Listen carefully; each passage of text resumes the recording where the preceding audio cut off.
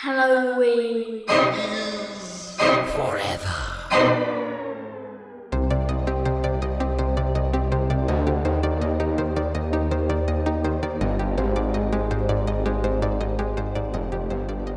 Steve, my boy, how are you? I'm good, Brian. It's the first week of December. Are you catching the Christmas feels yet? Are you catching some of that holly jolly spirit? I'm getting kind of close. The homework for this episode helped. Feeling a little tingly in your jingle bells, you know? What I'm saying? Little tingle in my jingle jangle. Yeah. All right. Well, I got one for you. It's going to put you right in that Christmas spirit. Mm-hmm. All right. So there's this kid waiting in line to see Santa Claus at the mall. Right. Walks up, plops his ass on Santa Claus's lap. Says, "What's your name?" He said, "My name's Little Billy." He says, "All right, Billy, tell me what you want for Christmas." And he says, "First of all, I want a son of a bitchin' brand new baseball bat, and I want it ready for me underneath my bed. All right. I want a goddamn Xbox under my tree when I wake up in the morning on Christmas morning. And so help me God, you fat bastard, if you do not have a new goddamn bicycle in the garage waiting for me on Christmas morning, I'm going to be so pissed off. You understand me?" And Santa's just taken aback. He's like, "Oh my God, I've never had a kid talk like this before." He motions the parents over. He said, "What's going on with this kid? Where'd he get this sailor's mouth?" And they said, "We're so sorry, Santa. We're at the end of our wits here. I don't know why he talks like that. We don't know why he acts like that. We've tried everything. We're at our wits' end." Santa thinks on for a second. He says, "All right, try this. On Christmas morning, everywhere that Billy expects to find what he asked for Christmas, you leave a big stinky dog turd. And that'll teach him that if he acts like this, he treats people like this, he's not going to get what he wants for Christmas." And he said, all right. We tried everything. We might as well give this a try." So they do that. They put the dog turds in all the spots. Billy wakes up in the morning on Christmas morning, flips over, looks under his bed, finds himself a nice big juicy dog turd. Runs downstairs, looks under the tree, 2 big dog turds under the tree. Runs out to the garage, unfazed, opens up the garage door, big steaming pile of dog turds. His parents walk out the door, say, they're feeling pretty self-satisfied in kind of a sarcastic tone. They say, "Hey, Billy, what'd you get for Christmas?" He said, "I think I got a goddamn puppy, but I can't find the motherfucker anywhere." Welcome, boys and ghouls, to a very festive Showdown Secret Satan episode of Halloween is Forever. I'm Brian. I'm Steve. Is that a long way to go for the punchline, Steve? Like, it's a long joke, and it doesn't have the same charm. I thought I'd go long, because I usually do just little one-liners, right, yeah. Yeah. So I figured, let's draw it out. Let's tell a story. Let's weave a tale. I don't know. It just doesn't have the same charm as, like, the Norm Macdonald moth joke. No, it doesn't. Yeah. Dan in the Discord here says it was an essay. Listen, not everyone can be a winner. All right, Steve, I am going to point a finger at you and say you sold me on that pretty hard. Yeah, you got stiff on me. They're good. You got they're good. You stiffened up on me a little bit. Fucking potato you on that one. I don't give a shit. You did. Sold me. And I'm going to get you back for that. All right, guys, it's only up from here. Hey, Steve, hold on a second. Uh-oh. I hear a little rap tapping at the door. I think maybe we got a caroler over there. Let's see who it is.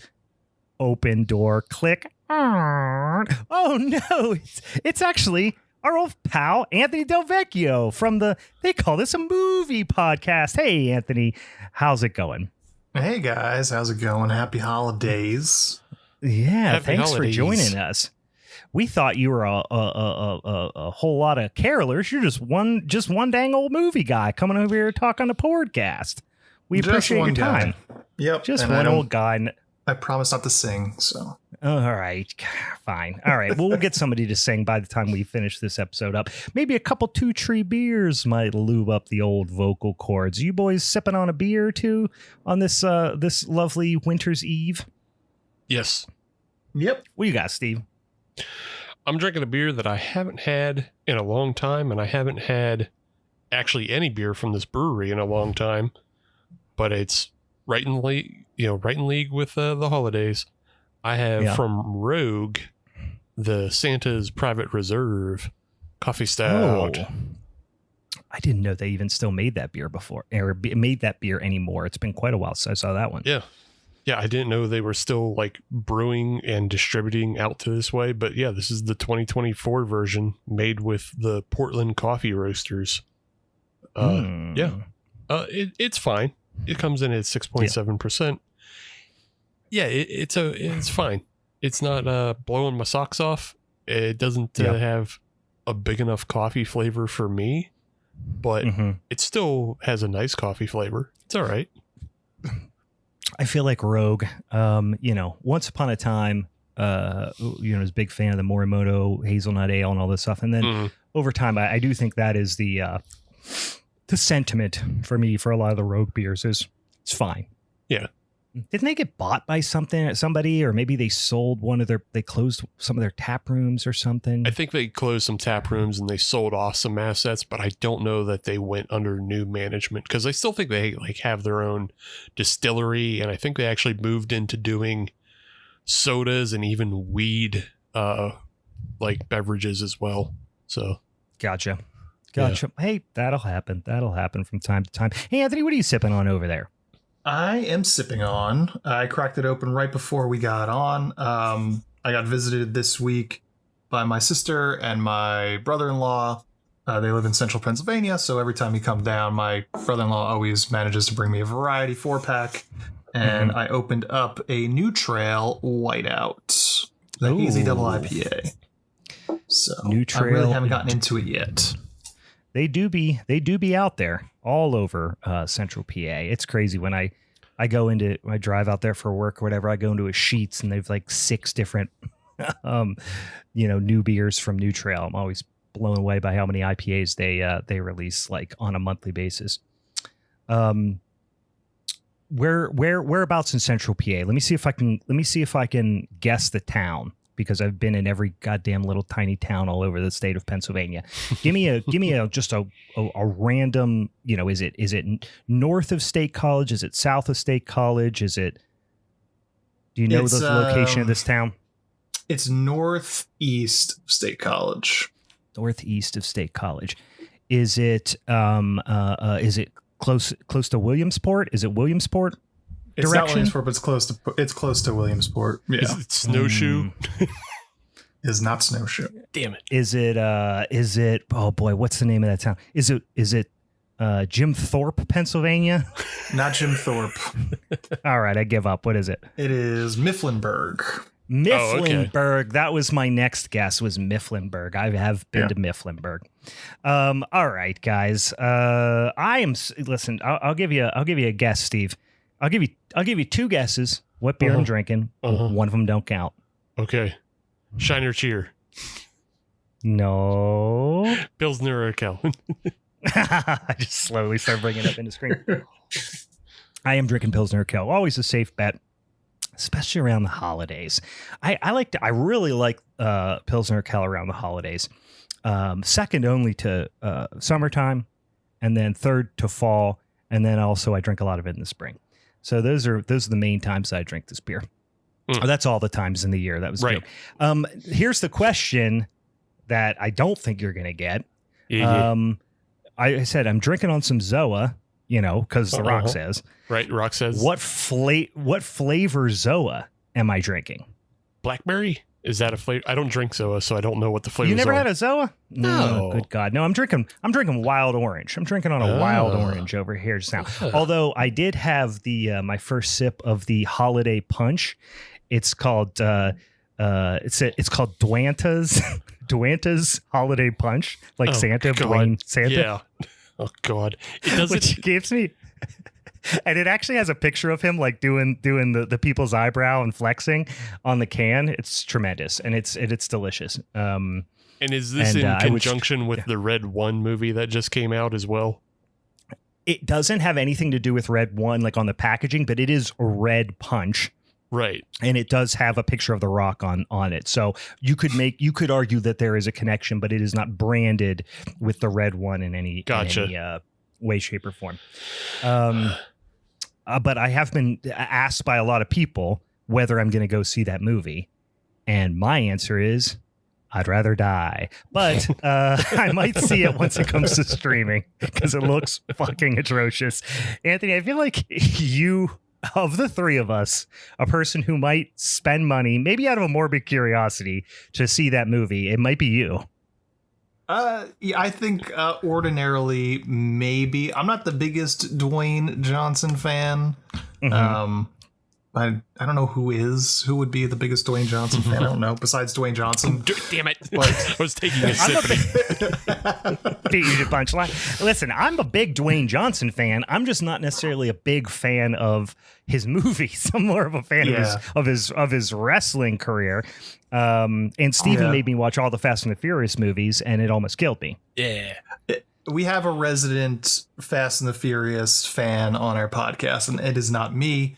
I haven't seen I've seen Too Fast, Too Furious. We covered that on the podcast, and that is the only one I've seen. So yeah, I think you guys are missing out.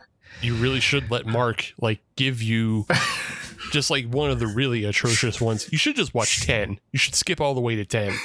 Fuck everything else. Skip to 10. No, you got to do the work. You got to do the work. And by do the work, I mean, it's essentially the equivalent of playing Russian roulette, because you may just go lay down in traffic and drink bleach if you try. But Steve made me watch all 10 of them. I had only seen the first one, not terribly dissimilar to your experience. I'd only seen the first one. He made me watch that one and then 9 more. And they are some of the most infuriating, longest movies I've I don't know. What's the longest one, Steve? I mean, they're all 8. long. It's either 8 or 10. And yeah, because they're both in that 2.5+ hour range. Yeah, one of them was 240, and it felt like it was 6 hours long. I was struggling. It took me a week to watch it. But our podcast has an unofficial rule that most of the movies we cover have to be 2 hours and under. It's not written in stone, but we usually give anybody hell for picking a movie that's over 2 hours. Yeah, I don't have that. I notoriously don't have that attention span. Speaking of the old podcast, why don't you tell us about your show, and so the folks can go check it out, because I got a sneaking suspicion they might like that show too. Yeah, of course. We are They Called Us a Movie. We watch bad movies, cult movies, basically anything with kind of a cult following. And currently we've just released, a couple of weeks ago, we released our 300th movie review that we've done. And we are about to go into what I am off the cuff about to dub Netflixmas. We're doing Christmas movies all month long, starting December. And I think we just so happened that we found 3 Netflix Christmas movies that are worth watching this year. So if you were anticipating watching the Hot Snowman movie, we are going to cover that this coming month.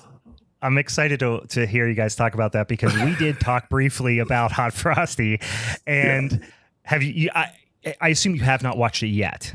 Have not watched it yet. Even though my wife is itching to watch it. Yeah, my wife and I sat down and watched it. I will, spoiler alert, we did not get through it. I do intend to watch the rest of it, but I did laugh so hard at one moment that I thought for a moment I was going to vomit. I was laughing so hard, and I told Steve about the particular moment, and I have a sneaking suspicion you will immediately identify what I'm talking about. So I'm eager to hear you listen all about that. Yeah. And our socials, if you want to check it out, TikTam Pod on Instagram and Threads. We are moving away from X because it's a hellscape. And then TikTok on the They Called Us a Movie. And probably will wind up on Blue Sky in the next few weeks or so. Yeah, we did the same thing. Steve kind of abandoned the X because it was disintegrating into a cesspool. It already was, but it just turned into like just a primordial steaming pile of goo. So we jumped on that shit. But yeah, same thing. You could check us out on Instagram. Y'all know where to find us. Put a Halloween is Forever in one of them search engines and say Twitter. Or, well, I just said don't check us out on Twitter, but Instagram or Facebook or the Tiki Talkies or whatever. If you want to send us one of the emails at HalloweenIsForeverPod@gmail.com, you can certainly do that as well. All right. Real quick, before we jump into these movies, and let me just toss this out here. So if yins are listen to this, and maybe you're doing a little 2-screen situation, and you're looking to pop a movie on in the background or something like that, we are about to discuss in our Secret Satan Showdown, the mean one from 2022 versus Better Watch Out from 2016 versus Deadly Games from 1989, aka Dowdco's Santa Claus, aka Game Over, aka Hide and Freak, aka 3615 Code Pere Noel. But before we get into that, happy holiday ruckus there. Steve, why don't you tell the boys and girls how they can support us over on a Patreon? Yeah, you jump on that Patreon, right? And you give us $5 and we give you a whole bunch of stuff. All that bitching Brian just got done doing about watching 10 Fast and the Furious movies, we put that to good use. I didn't just make him watch it. That's true. Re-recorded probably 20 to 25 hours of podcast about all those movies. And more than that, because we were averaging like 3 hours per episode. It's like 2 to 3 hours for an episode. So Brian could get all his frustrations out. So Brian could try to work through the idea of John Cena committing suicide with a car. It was a confusing. The whole thing reads, it's some of the episodes were very, very funny, but having listened to a couple of them in retrospect now, they read a little bit like a therapy session. Yeah. They read like you're losing your mind. But if the therapist, which would be you, was like poking me with like a hot poker instead of like just listening. Yeah. It's more like I was a jigsaw type in which I inflicted some sort of punishment on you for some reason. Yeah. But then also tried to work you through it. Sure. Yeah. Yeah. It was sadomasochism at its finest. Yeah. But jump on the Patreon and you get all 10 of those episodes with $5, and you get the 7 episodes of the current series Youth Group is Forever, where we go through all sorts of Christian horror. And boy, is that also just fucking nonsense and different types of therapy for both Brian and I as we work through our fucking irrespective upbringings. Yeah. It's kind of weird because I picked this as a, of course, revenge on Steve, but then it really turned into just like a trauma journey for both of us. So it's real fun. And we make fun of some unbelievably stupid movies and just think up bad things that we hope happen to the filmmakers. So go check that out. And then also you can join us here in the Discord as we record live and interact with us as we record live and do all kind of fun stuff like that as well. Yep. Okie dokie, guys, it's about that time to throw down for our Secret Satan Showdown, which we do every December. So I'll remind you, if you haven't been catching up, this is how this son of a bitch and thing works. We gave our patrons from our AK or Patreon subscribers an opportunity to first gift specific movies to specific people. And then through some other just suggestions that were maybe just generally for the group. So I was tasked with a specific movie. So I was given a specific gift by, not coincidentally, our friend Dan, who's in the Patreon or in the Discord right now. And he tasked me with watching, discussing, and defending a little movie from 2022 called The Mean One. So I will be talking about that. And then Anthony and Steve ended up drawing from the gift pool, if you will.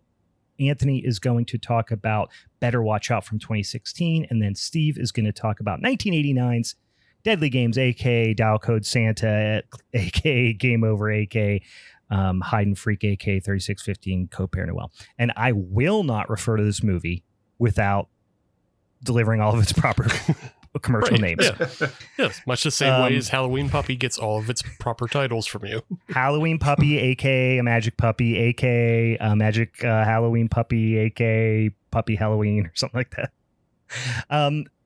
All right. So because Anthony is, of course, our guest, and because, more to the point, our patrons actually won our showdown for the month of November, Anthony, being the proxy in their place as a guest, gets to choose the order in which we discuss these movies. So, okay. Anthony, thoughts on how we should break this up? Okay, so I was doing some thinking. I feel like the mean one is going to be a very interesting conversation. Not to say the other ones aren't, but I think it could be a pretty polarizing discussion. So I want that to go last. I want that to go third. Okay. And I'm not prepared enough to go first. So I'm going to say, Steve, you go first, and I will go second. Sure. Okay. All right. I appreciate your candor in terms of how you're going to lay out the positions here. So with that said, Steven, good luck. Godspeed. In discussion of 1989's Deadly Games, a.k.a. Dial Code Santa Claus, a.k.a. Game Over, a.k.a. Hide and Freak, a.k.a. 3615, code Pere Noel. Yeah. Great. This is a Home Alone ripoff by way of the French. And I would actually, interestingly enough, the other way around. Yeah, I mean, yeah, it technically is, but it still feels like a Home Alone ripoff. How did they come up with this? It's also more of a ripoff of like all the action films of that era, because you see so much of like Die Hard and Rambo and the Predator in this film. Well, except he's a little kid, it's funny. Yeah, so it's funny framing for that. But yeah, Deadly Games, I only give it the one title, but I'll mix it up as I go. It was directed by René Manzor, and he's a relatively known French director, although I don't think he ever made a significant jump to like American cinema. He has like a couple episodes of The Adventures of Young Indiana Jones under his belt. He has a couple episodes of The Red Shoe Diaries. So nothing, super, super interesting. Couple episodes. He directed, an episode of the Highlander TV show. So, he did some work in America, but never really caught like on fire over here. But yeah, wrote and directed Deadly Games. And there's nobody terribly of note in the cast. I don't think you'll recognize anybody just from seeing them. Bridget Fossey playing the mom has a pretty extensive list of credits, and I'm sure if you look hard enough, you've probably seen her in other stuff. But yeah, again, not super well known. This thing's French as fuck. I mean, from beginning to end, very, very French. I will say, I was going to say, it is interesting, though, the kid, the actor who plays the kid, Alain Lelaine, which I think is how it's spelled. He's not much of an actor anymore, but he does visual effects. Yeah. And he is visual effects on huge movies. Like he recently did The Batman. He did fucking both of Zack Snyder's dumbass Rebel Moon movies. He did VFX on the Meg 2, The Trench. So I think a lot of his work is kind of making it acceptable for TV play in Europe, maybe. But still, he's still working in the industry and still working on huge products. So yeah, I saw he also worked on The Revenant as well. Right, yeah, which is pretty cool. Love that one. Yeah, I think a lot of what he does is because it says he's like a scanline VFX producer, so I think he's working on the making sure like all the effects and everything play correctly when films are translated for like Europe, and so it looks good on their screens as compared. Actually, I think the Scanline VFX is the name of the production house. Is it? I Okay. think so. I just Googled it. There is a Scanline VFX. Yeah, you know what? That makes sense, because if you go deeper into his credits, he works for another company called Cinesight, and then before that, a couple other. I just didn't expand the his credit list, but yeah. Yeah, he seems like he got a lot of executive producer credits, so it's probably the guy cracking the whip on the guys actually doing the work. Fair enough. As someone that's been a producer on things. Sure, yeah. Yeah, you would know better about that, so yeah. Yeah. Yeah, so he's in the production house cracking the whip on the Koreans doing the animating. Yeah. Or I think Germans, I think, based on this website. Mm. Yeah, this guy, the performer, the main character that has. I remember I watched this movie for the first time maybe. Oh, it couldn't have been that long ago. It couldn't have been more than 4 or 5 years ago. So this movie's like relatively new to me. And I remember watching it and going like, this is a shocking display of mulletry. Like it is an intense, intense mullet. But now, 4 or 5 years later, there's like 4 kids in my kids' school that have just as sick of mullets. It's insane how prevalent the mullet has become, just ubiquitous once again in the last 4 or 5 years. Yeah. I mean, we definitely had kids like this when we were in school, because we were all in school when this kid was young. Like he's probably about our age, and a bunch of kids in our school had fucking mullets like that, mullets and rat tails. It was huge in the 90s. But it was like 30 years ago, and then you don't see them, and it was shocking to see them again 5 years ago. But now, like literally, went from you never see it to every kid has one. Like my cousin's kid has like a sick ass mullet. And when I say sick ass, I don't mean like, hell yeah, that's awesome. I mean like, that's gross. Your kids should be taken away from you, I think. I'm going to call like Child Protective Services. We got a grease ball on our hands. we got a real fucking greaser walking around with a switchblade, How old do you think this kid is? He's probably 9-ish, something like that. Yeah, 9, 10. Mm-hmm. Yeah. But I'd say great for not having done like a ton of other performance. I thought it was a great performance overall. I think the character was kind of shittily written, but it's a good performance. Sure. Yeah. I don't think like this is a particularly well-written film.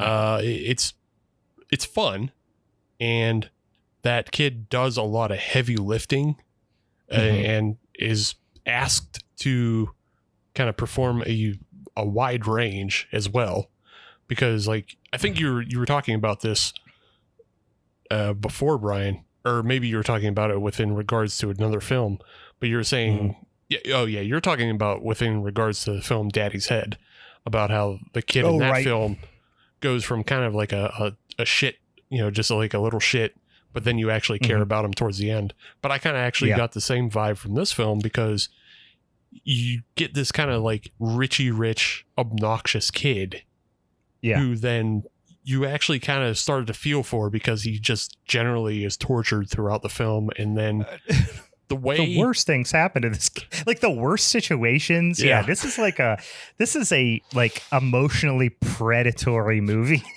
in a lot of instances. And then the way it ends is just like destructive. Like I after finishing this film, I said to myself, this might actually be the genesis of the French extremity. Like far before Gaspar Noé came along, there was Deadly Games, and then we watched Inside last month, and Inside is also a Christmas film, but this film like has I can't think of another Christmas film where a dog gets stabbed in the fucking neck. Yeah, brutal. It's not an off-screen death. It is a really brutal, stabbed with a pie service, what do they call those little things, like a pie slicer in Yeah. front of the kid, like inches from the kid. It is this movie, with the exception of just a handful of scenes, I think could be almost like a children's movie a little bit, because it's not like pure horror, except for a couple of scenes. You're like, Jesus Christ, what are you doing? There's some major tonal shifts throughout this movie. It is a tonal roller coaster. Yeah. The tonal G-forces gave me a fucking stomach ache. And if watching the dog getting killed wasn't bad enough, 2 scenes later, you have to watch the kid carry the dead dog and then bury it. Yeah. Oh my God. Yeah. It's brutal. There are so many tonal shifts in this. And then that they're like, that the filmmakers know they're doing it because the soundtrack backs up all of those shifts. Mm-hmm. Like they're just like, oh yeah, we know this is kind of off and weird, but here's a soundtrack that completely goes with what we're trying to tell you, because now it's action time, now it's nerd time, now it's run away, be scared time. Yeah, this is on purpose. Yeah, this is on purpose. We're doing this on purpose. This is not an accident. We like this. We like horrifying the children, and the whole film is basically about horrifying children, because it starts with, a snowball fight with a bunch of kids, and we get introduced to the villain, who's just kind of like this skeevy pervert wandering around town, and he sees a bunch of kids having snowball fight, and he's like, hey, me too, me snowball fight. And they're like, ew, yuck, old man. And they all run away. Vagrant pervert. This is the guy. It's weird. Speaking of tonal shifts, this guy, in some instances, you almost feel like he's a sympathetic, Frankenstein's monster type that maybe is just like suffering from mental illness. But then in other instances, you're like, no, this guy is a psychotic pervert vagrant. He's the psychotic pervert vagrant, not the just wants to be a part of society vagrant. Yeah. It really was only that first scene where you feel a little bit of kind of like sympathy for him. You're like, he's just like a simpleton, and like nobody wants to be around him. But when it's revealed that he's on the Minitel with Thomas, you're just kind of like, nah, like this dude is like kind of harsh. He's into just like tracking, like he's so pissed off that he lost. It's a funny way of putting it. This guy's kind of harsh. Yeah. This guy's harsh in my buzz. He's harsh in my buzz because he's so pissed off that he lost his line to a kid.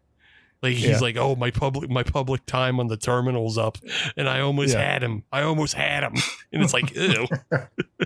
Yeah. And this whole Minitel thing is, I remember the first time I watched this, going down the rabbit hole of the Minitel, because I didn't know it even existed. It was like the internet before the internet. Right. Yeah. But it's a French version of the internet before the internet. It was bizarre. Yeah. So I think you mentioned it. You were talking last episode, because I hadn't seen this movie or anything. But then I also went down the same rabbit hole. But I think last episode you said how like 361 or whatever was kind of like calling, the police in France, but that's not what it was. That's actually no. The dial-in code, because the Minitel is basically, like you said, it was the internet before the internet, and they had like these little terminals, and you could dial in, and 3615 was the code that they used to connect over the telephone lines. And then once you got into that, 3615 Pere Noel got you to talk to Santa Claus. They had a whole bunch of other pornography ones, 3615 Sextel, and you could get on fucking pervert dating website boards. So yeah, it's bizarre. And yeah, I went and refreshed myself on it, because it had been, like I said, 4 or 5 years since I saw this movie. But I had forgotten just the absolute zero context of this whole Minitel. Like if you didn't look this up, you'd be like, what is happening? What are they doing? Is this some sort of like futuristic, like I just had absolutely no sense that something like this existed prior to seeing this movie. Yeah. And that's because it primarily existed in France. I believe it actually was developed in France. And then it went to a couple other countries. There was a small period of time where it was used in some instances in the United States, but it never caught on in a wide way because we had already developed Usenet and ARPANET. And so like plus there's already too many Santa sex perverts in the United States, so we didn't need exactly them. yeah We didn't need them giving them the direct line to the kiddos, you know. Yeah, you didn't need to link them up to the kids. You didn't need to like let them start their own network of perversion. Yeah. Fast forward a scant 30 years, 25 years, and that is the internet. Yep. So Minitel was like a precursor to like 4chan. Yeah, pretty much. Yeah. It was like if 4chan was also Craigslist. Yeah. We covered this movie for our podcast, and I remember going through like the same kind of deep dive into what exactly this thing is, because this movie expects a lot from you, and it's probably just the hot new technology at the time. There's like, this thing's gonna be around forever. Yeah. And watching it 35 years later, it's like, what the fuck is this thing? Yeah, it's almost like just calling a movie 1-800-COLLECT, like, or something. Yeah, exactly. Like nobody would get that anymore. And like it's definitely dead technology. They had I guess apparently Minitel survived pretty well into like 2009, and then 2012 France just shut it down. They're like, we have the internet, stop getting on these little pervert machines. It's literally just pervert vagrants now. Yeah it had to have been. Yeah. Just the worst old people just getting on there like, what do you smell like? What do you That's the most asked question. It was 36515. What do you smell like? Yeah, that's the only. ASL that was 9 smell. ASL question mark smell question mark age, smell, location. Yeah. After we get introduced to all this tech, with that, we also get introduced to just generally Thomas's home life, which he is living that Richie Rich lifestyle. He gets to sleep in a decommissioned airplane with his dumbass dog. For some reason, he dreams in English. I don't know why. He's got a shitty grandpa, just kind of like Willy Wonka. Like he does have a deadbeat Grandpa Joe, fucking eating cabbage broth. Yeah, because cabbage broth smelling ass motherfucker. He lives in a castle. I mean, it just is a castle. And he lives in a castle, and his shitty grandpa is not the owner of the castle. His shitty grandpa is his mom's father, whereas his dad is gone. His dad's dad is also gone. And that's the lineage of the castle.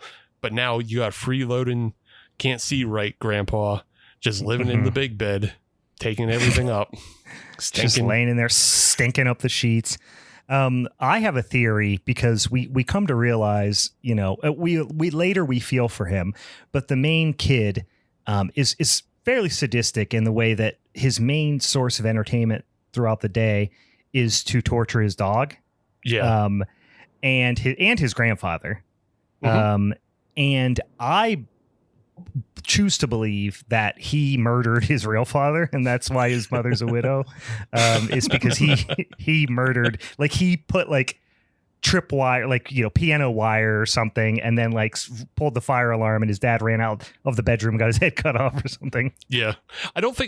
I think you're probably right. I don't think it was a malicious murdering, but it was just like a real accidental murdering.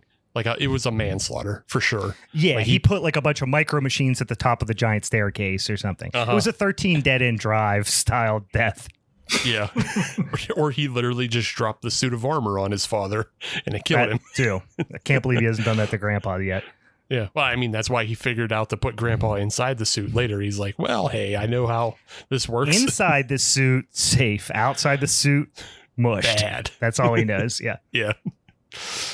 So yes, Thomas lives this Richie Rich lifestyle. I'm trying to think, like, what's that Frankie Muniz one? Agent Cody Banks and or Blank Check, where like he just lives this high tech lifestyle where he has access to a whole bunch of things that like nobody else has access to. For some reason, they let him build a trap door within his own castle to trap his dog, as you were saying. Like, I'm going to chase my dog around the house and then fucking drop the floor out from underneath just it. Shoot him with like Nerf guns until he's just like a nervous mess. He's just shaking and pissing. When they show the cutaway to the dog in the net with like it's terrified. That dog is shaking. That dog hated this fucking production. It hated being on set. French people probably braised this dog afterwards. Yeah. Like they're those goddamn French are animals. They treat they invented foie gras. Like they get off on torturing animals. It's their thing. Like as soon as they wrapped shooting on that dog, they fucking led it to catering, and that was it. Yeah, exactly. Another unpleasant, a very, very unpleasant scene is homeless pervert vagrant decides he's going to be a Santa Claus, and he gets his hands on a Santa Claus suit, and he's sitting with a kid, and he is just like stroking the kid's face way too long. And this is why you can't ever feel sympathy for him, like ever again in the film. Like, he's just stroking this kid's face, and it's like, oh, okay, that's going on too long. Way, way too long.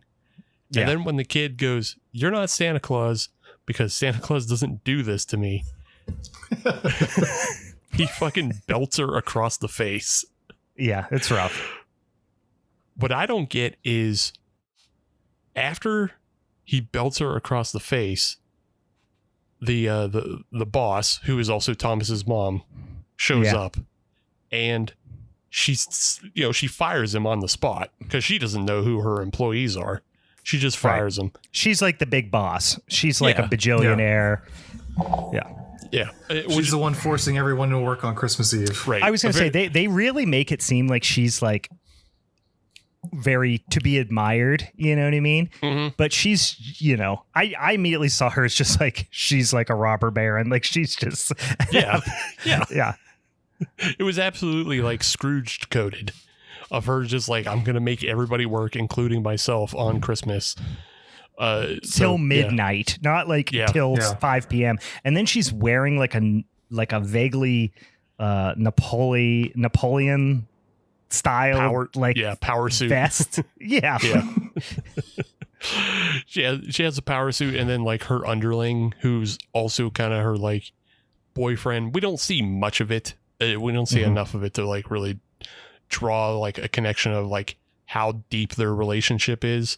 We only get the sense that like Thomas hates this other guy because he is worried about him taking the place of his dad or whatever. But I don't know.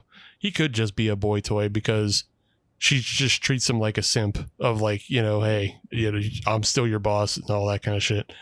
But yeah, it's very 90s, like greed coded of like, I'm going to be in charge and everybody's going to work till, the end of Christmas. But yeah, she fires him. She fires pervert Santa on the spot and tells him to go to HR. Why the fuck does he listen and go to HR? I don't know. Why does he do almost everything in this movie? I mean, not to jump too far ahead, but his character is confusing. It kind of messes up the stakes a little bit, but he's still so creepy that you're still scared he's going to do something really awful every time. But he just always goes like, tee-hee-hee, let's get in, and just like lets him go. You know what I mean? Right. Yeah, they could have made his character a little more clear, but it definitely has this like that's like what the danger is. The danger is he thinks he's just like a fun little kid. Like in his own mind, he thinks he's like a fun little kid having fun with other little kids. Yeah. But then when they go against him, when he is, like pushed away by the kids, that's when he turns into a fucking asshole. And then that's, he does violence because he's upset that he's not getting treated the way he wants. They're not playing the games You know, because he even jumps up at one point, you know, in a jump scare, screaming, "You're cheating! You're cheating!" So like he doesn't like when they cheat. So right. Yeah, he's a very creepy character. He's very effective in bringing the danger factor. But yeah, I mean, I don't want to jump too far ahead, but it's a weird dynamic between what they're getting out of that character versus what they're getting out of Thomas. Yeah.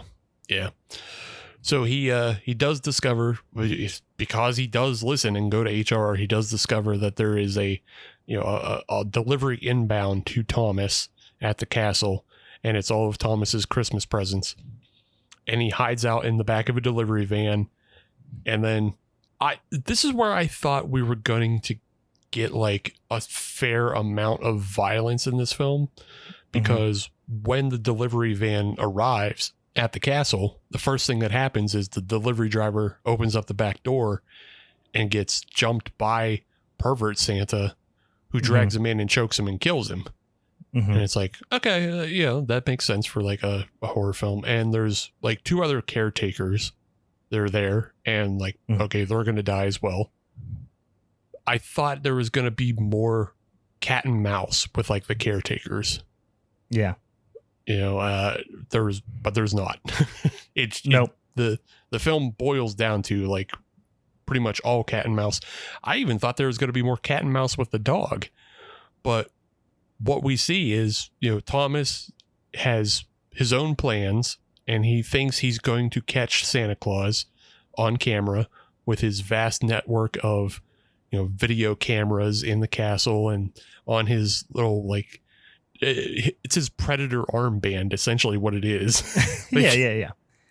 He's the Predator. I mean, he's playing a character where he's Rambo / what's Arnold's character in Predator? Dutch. Dutch. He is all those action, you know, late 80s, early 90s action films rolled into one, kind of. Yeah. But playing pretend. Well, I think the French misunderstand what Predator is and who the hero is of that, because he's playing Rambo, hero. He's also playing John McClane in scenes, hero. Yep. But he's playing Predator because he has the Predator tech armband and he's using technology to his advantage with like trackers and shit like that. Whoever is whatever name's in the title, John Rambo, he's the hero. John Rambo, Predator, hero. Yeah. John Die Hard. That's the name of the title in France. John Die Hard. Le John Die Hard. Le John Die Hard. But Thomas is trying to investigate and trap Santa, and he's out by the fireplace and he sees Santa come down the fireplace, and it's a great scene because everything goes soft. You know, like we were talking about in Suitable Flesh, the way things are soft in that film, all the lights are soft and everything gets turned up bright because Thomas is seeing Santa Claus. Oh my God, hooray. I finally caught him. I'm going to be the first kid ever to catch him on videotape, and I get to see Santa Claus.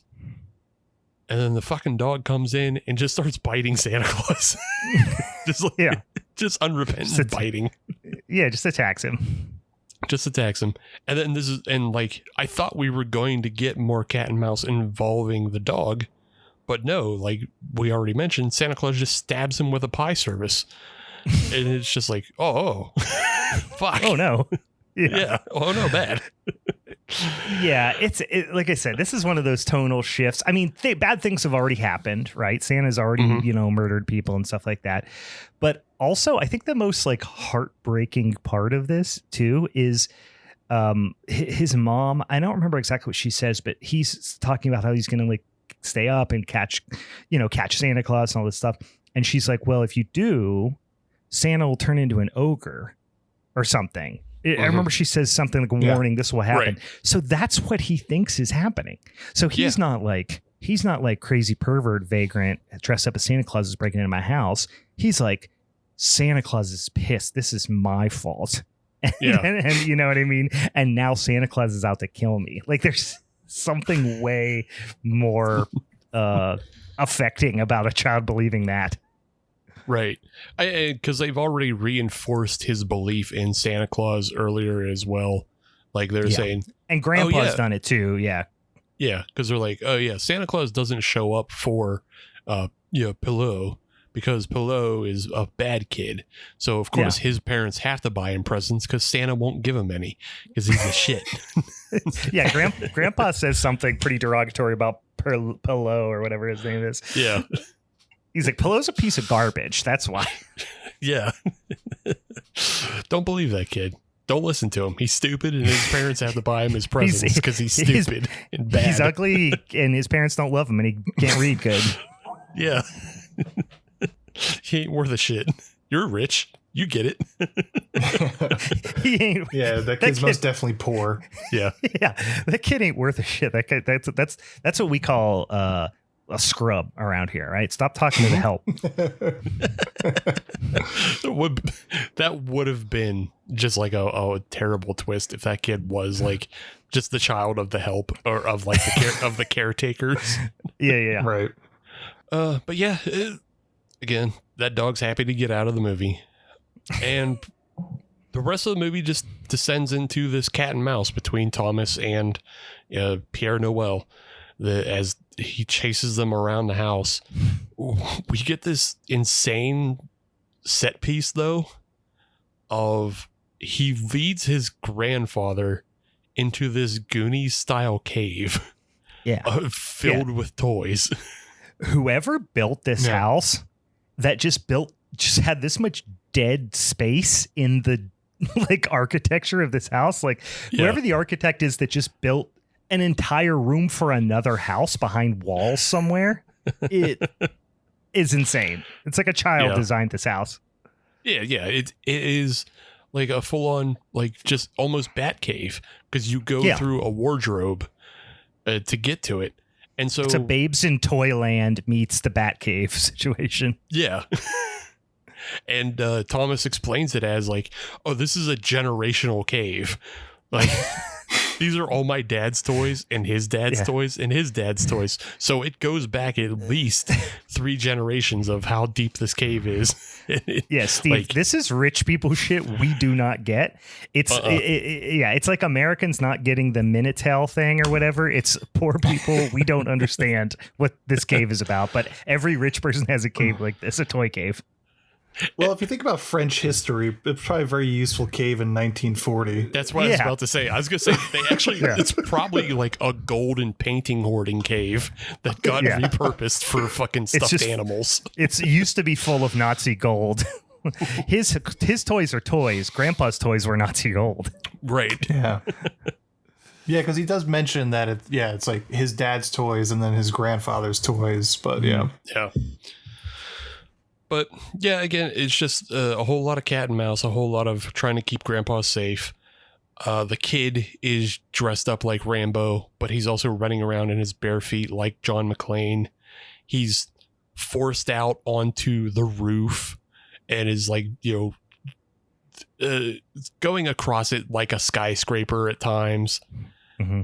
When he eventually starts to take his...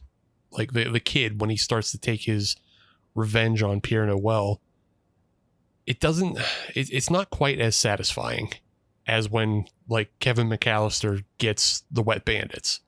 Yeah. Because every time the wet bandits get hit, it's like a building block of like, they'll get hit once, then they'll get hit with the same trap and then fall into a new trap, or they'll fall into a new trap only to fall back into one of the past traps as well. Yeah. And so it's a constant like building on that comedy. This is just like a couple repeated not repeated, but it's just like vignettes of like, oh, this is where he tripped him. This is where he burned him. And it's not like, it does build on the Santa, because he's constantly like getting new injuries, and that's a cool. I like the way he's getting new injuries and is like getting burnt and getting wet and getting like stabbed and all that. But none of it has the impact. Like when he gets the darts in the neck, it's like it's a relatively non-event because they don't have audio for him screaming, when he gets the darts in the neck, and it's just kind of like the music in the background is like a little too light. There's no like music cue for it. It just, Yeah. There's nothing. It's not played funny or slapsticky at all. Mm-mm. It's played 100%. This guy is just dealing with these traps. Like it's played more like a guerrilla warfare type situation than it is slapstick comedy. Like I wonder. I mean, this did come out a couple of years before Home Alone, and the I don't know who exactly, but the people involved with this movie did attempt to sue the makers of Home Alone. Mm-hmm. But it's almost like they took the basic concept and then punched it up dramatically, but also turned it into a comedy. You know what I mean? Because there's nothing funny about this. At the very most, you might say that there's a little bit of like a chuckle at like some mischievous stuff he's doing early in the movie.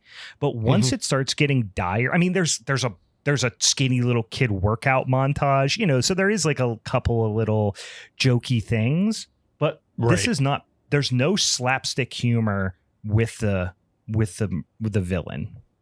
No. The closest you get to the slapstick is when, like, two moments is, one is when he sets him up with the train bomb, and he sends the train bomb at Santa, and Santa just picks it up and turns it back the other way.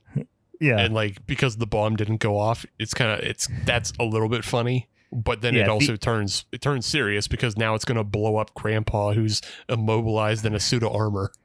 Yeah, which also I was like, where does this kid, like, did this kid go to like Taliban camp, like to learn to build like IEDs? Like, what the fuck is going on here?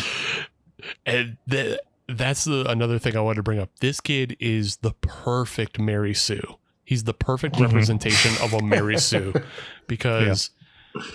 One, he's just a kid, so like and they make no mention of him like being a boy genius or anything like that, but he quite obviously is a boy genius because he's rigged this entire surveillance system up in his house. He knows how to operate it. He knows how to get an old busted ass car running.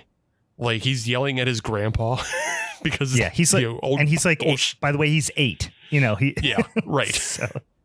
He's 8. He's underneath the car. He's assumedly the one who put it up on jacks because he's the one that takes the jack down.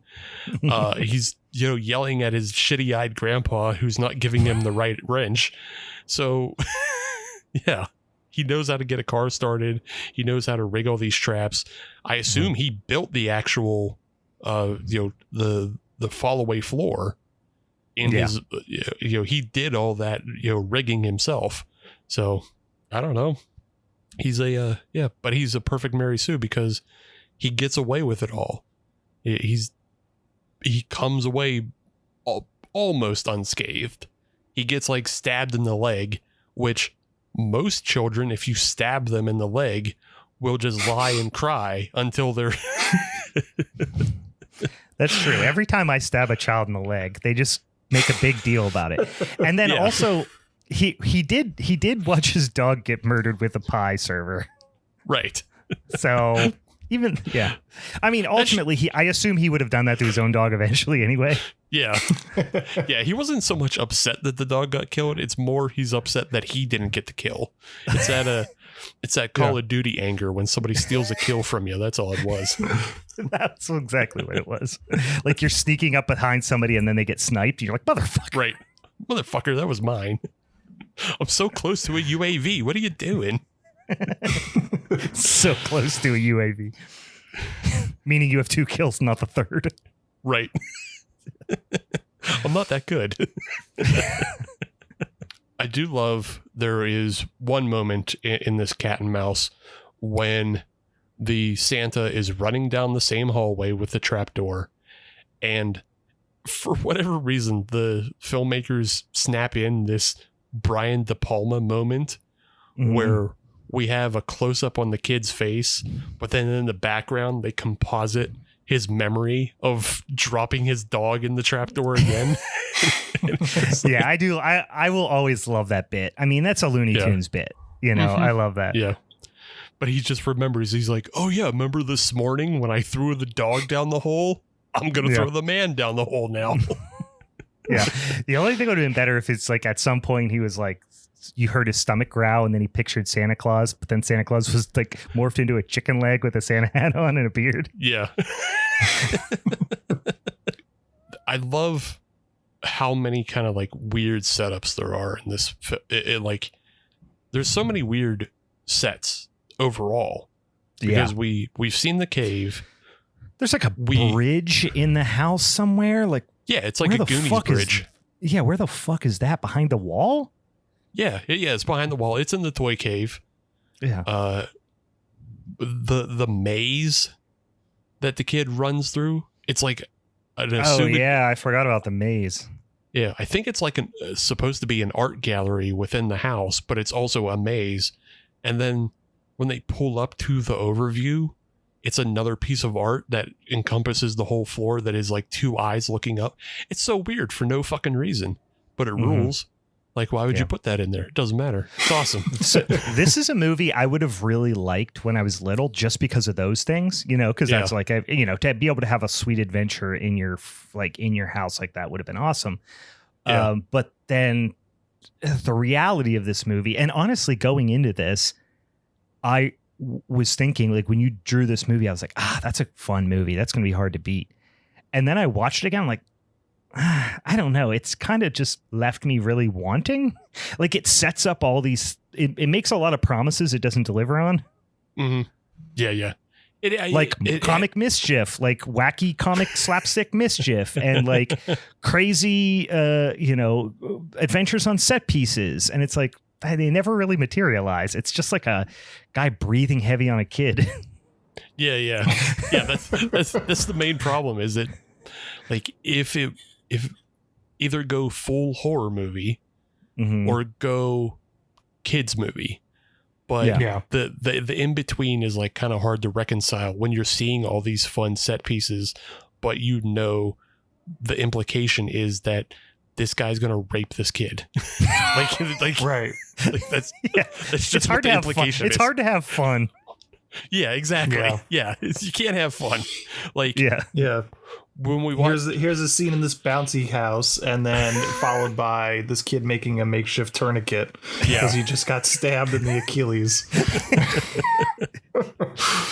Yeah, this is what we're talking about. We say the tonal shifts here a little wacky. Yeah. It's hard to have fun, and like when he's setting up the traps, there like the soundtrack in that scenes of him setting up the traps, it sounds like the soundtrack you would hear in Revenge of the Nerds or Real Genius. Mm-hmm.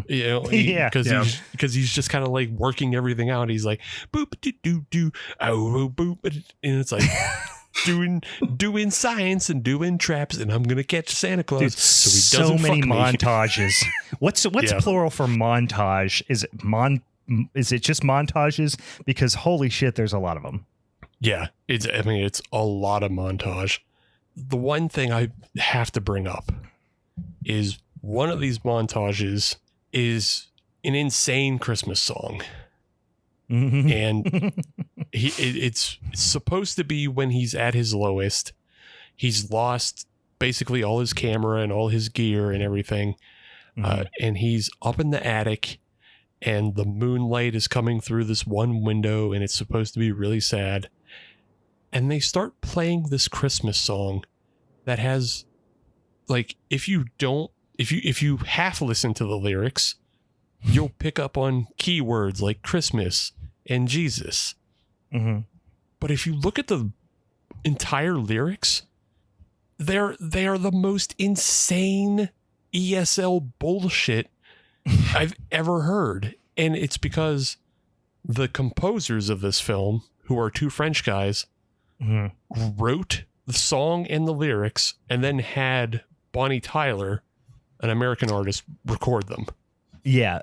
And that also, like, was this a situation of like when Brad Pitt does Japanese jeans commercials? Like, why is Bonnie Tyler, who in 1989 would have been a very big star, right? I'm not saying Mhm. she's like Taylor Swift, Beyonce or something, but like Right. she was very well known, in, 'cause she's Total Eclipse of the Heart, right? That's Bonnie Tyler. Yeah. Is that Total Eclipse of the Heart? What was her big so. hit? She had Yeah, multiple I think big so. hits, but like in 1989, she would have been really recognizable. Why is she doing a song for this weird French pervert Santa Claus movie? But I think it's exactly that. It's the same way that in the 80s and 90s, David Hasselhoff was big in Germany. So, like, maybe these two French guys had like an in to Bonnie Tyler, or maybe they just really love Total Eclipse of the Heart. Whatever it was, Yeah. they got her to sing this insane song. And I just want to read some of the lyrics because it's supposed to be a Christmas song, and it is. I'm currently looking at them. They're pretty wild. They're fucking madness. All right, I'm excited. Okay, so I'll go to the last stanza because I think it's the craziest. But the last stanza is wanted Mr. Xmas, reward little Jesus. Kids don't grow up like us. You could change the plan. Here comes the darkness. Time to be sad.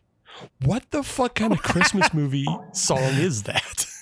That sounds like a poor translation of like an anime, like an anime theme song. Yeah. Even the opening of the song, don't change kids, comma, stay with us, stay a little Jesus. Yeah. And then happy birthday, Christmas, welcome holy Jesus is in there. That is when I started keying into the lyrics because that sounded so much like an ESL thing. Happy birthday, Christmas. Nobody says happy birthday, Christmas. That's fucking crazy. Certainly not. Maybe she was huge in France. Her first single was called Lost in France. Oh, you know what? Maybe that's what it is. Just even mentioning France or Paris gets them all rock hard, and they're like, "Oh, that's our new hero."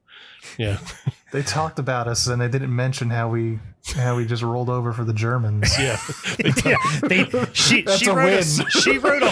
wrote a song with France in the title that didn't talk about us giving up on something. Yeah, Bonnie Tyler was the first American to not call them cowards in 50 years. And so they immediately made her a hero right next to Jerry Lewis. Yeah, it's her and Jerry Lewis. Yeah, she's now the French ambassadors to the U.S. Yeah, that's wild. I'm going to go look at this song. I mean, I made a mental note that it was like, it was a weird song by Bonnie Tyler, but I didn't pick up on all that insanity. Yeah. Just go read the lyrics on its own. Cause like even the lyrics when you're listening to the song are a little hard to like discern, but when you read them, it's just like that. That's madness. That's fucking madness. Cause when you're listening to it, your brain doesn't want to like accept that as what it's being told. It's like, what does any of that mean? But so after this scene where he's got all his sadness out and he is more resolute, Thomas is gonna finally take down Santa Claus because Santa has taken everything away from him. The police show up and you think, oh, the day is saved, the mom is on the way home, everything's gonna work out. Doesn't work out. Grandpa is having an insulin fit. So he has to go get the insulin from the caretakers. And then we see, the caretakers are dead. And he comes back in. He, is getting chased by Santa Claus again and jumps in the car. Like after Santa Claus catches him, Santa Claus is like, okay, I found you. We were playing hide and seek. Now it's your time to seek me.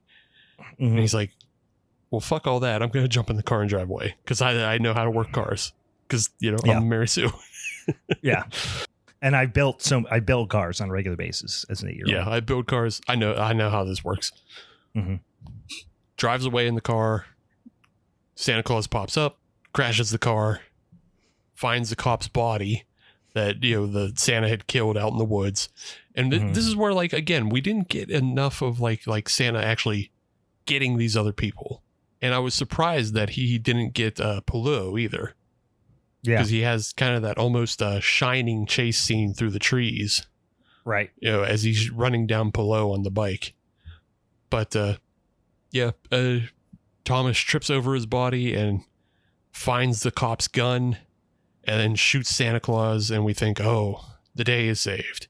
Time to go save Grandpa with the insulin. But no, he's back. He's still not dead. And I like kind of this final look of Santa Claus because at this point, he just looks like a zombie. Yeah, he's all fucked up. Yeah, he's just covered in mud and sores and burns. It's pretty great.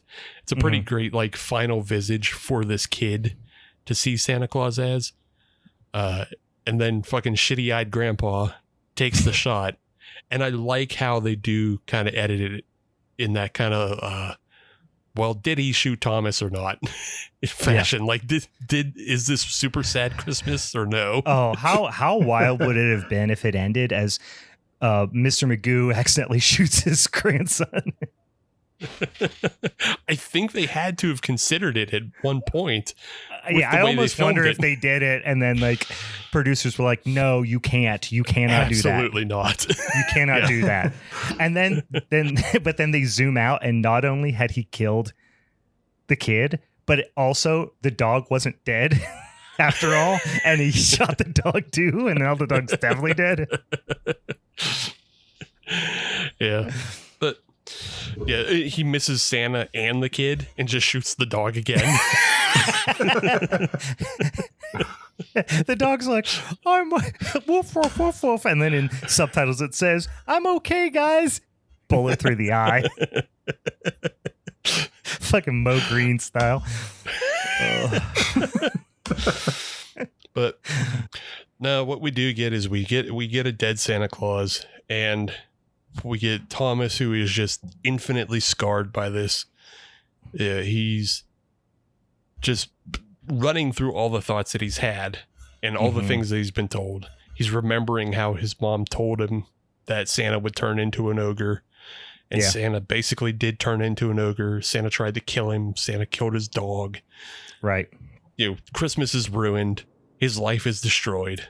And that's what you end on. Like, it's what a terrible Christmas movie. Yeah, it's bad. It's not great. He's still rich. He's gonna be fine. Oh yeah. Well, what if they also cut to like the cops showing up at the house and they're like, oh, finally the police showed up and they're like, Thomas, we got bad news. Your mom was murdered by her clandestine boyfriend at work or whatever. And then it was just silent night. It's like the ending of The Mist, just French and Christmassy. Yep. Happening to a 10-year-old boy. Yeah. Oh boy, what a feel good flick. Yeah, I mean, I'll give you my elevator speech on this movie. I thought I liked it more than I did because I remembered all the setups and all the fun stuff, and then and there still was fun stuff. Don't get me wrong. You know, like I said, every time the Santa was on screen, you're like, oh god, he's really creepy, And the little kid, you know, you do ultimately feel for him, although it's, you know, it's a little brutal the way you make you feel for him, but fine, whatever. But yeah, it just doesn't deliver on all the fun that you think or wackiness that you think is going to happen. Mm-hmm. Yeah. I did like all the kind of ways it pulled from action films, and like you can kind of just see like the influence, and I like the weird sets and all that. And it reminded me of the Robin Williams movie Toys for a bit. Sure. Just how kind of weird it is. Toys is a good one because I actually in my head was thinking Babes in Toyland, but I'm like, no, it's not really Babes in Toyland. I think you're right. It's more Toys, but it also is it's a little bit like, I don't know, has some vibes. Maybe it's more the way it's shot, not like the supernatural stuff, but like the oh god, what's it called? Now I can think of as Babes in Toyland. Like Return to Oz-ish a little bit. Oh, okay. The way that like the back, when they're back behind the wall and it's just like the background's just dark and you're like, they could be in some supernatural void right now, but they're just in a place in his house. Right. Yeah. Yeah, like, I mean, technically it would almost be more like Narnia since they go through a wardrobe. Oh, they literally do go through his wardrobe, yeah. I kind of wish they leaned into more of the action movie aspect of it. Like, I'm thinking Son of Rambo, you know, that could have been a really, if it went more that way, I think it could have been a little more, you know, kind of what we wanted it to be, I think is kind of what I'm saying. Because we were talking about the tonal shifts earlier, and that's really it's kind of straddling that line between a serious movie and a more fun romp. And I think if they really played up that, not quite a parody, but, you know, for a lack of a better word, a parody of like these action movies from the 80s, it'd be a lot more fun. I do like the look of this movie. You just mentioned, talk about it. It kind of feels like everything's happening in a snow globe, especially with those exterior shots of like the castle. It just looks very hyper realism sort of thing, where it's not quite reality, but it's in this own little world. I will defend this kid's mullet. This mullet is amazing. It's serious. Yeah. It's gorgeous. I think what the death of an animal does kind of like cancel it out, though. So it's like a positive and then a negative. One dog murder cancels out one gorgeous mullet. Yeah. It's very dream. The whole movie feels very dreamlike. Yeah. You almost wonder if at any point you feel like he's just going to wake up, you know? Right. Yeah. Yeah. Yeah, it's the dog murder. It's the dog moida. It's the dog moida. It's the implicit. What is it? It's the implication. Pedophilia. It's the implication. It's the implication. It's the implication. Yeah. So those two things just really set it on a downward slope. But because he never like really gets into just some like brutality on Santa Claus. Like he does, shoots him in the neck with darts and sets him on fire a little bit, but it doesn't a little bit, like not in a way that it looks like it really got him. Right. But, if you had like a full body burn of a Santa going over a railing into a Christmas tree, like, hell yeah. That'd be fucking awesome, and that plays more into the action movie. What you get instead is just like fire in front of an actor, right? And it's like a cheap effect, and you kind of go, no one's in peril. No one's in peril. So yeah, they had to go meaner for Thomas had to go meaner, but here's what I learned in this movie. For even the implication of pedophilia completely takes Steve out of the Christmas spirit. Right. And I think that's just a character flaw on your behalf. Like you could just put up with a little bit, keep your spirits up. All right. Okay. That was 1989's Deadly Games, aka Dial Code Santa, aka Game Over, aka Hide and Freak, aka 3615, code Pere Noel. All right, let's jump into the second movie of the evening, which was, of course, Anthony's assignment to talk about Better Watch Out from 2016. Yep. Okay. So, Better Watch Out is a 2016 film directed by Chris Peckover, who directed this and one other movie. The other one was called Undocumented, which seems like it's still very relevant today. It's an Australian production, so you really won't know most people here except for Virginia Madsen and Patrick Warburton, who decided to take this as a chance to vacation in Australia for a week for 1 day of work, as well as DeCray Montgomery, I think I'm pronouncing his first name right, who you know from Stranger Things as Billy and in the Power Rangers movie. And this is essentially Reverse the Babysitter, the Netflix horror movie starring Samara Weaving. Yeah. It is. It's basically starts off as a home invasion film.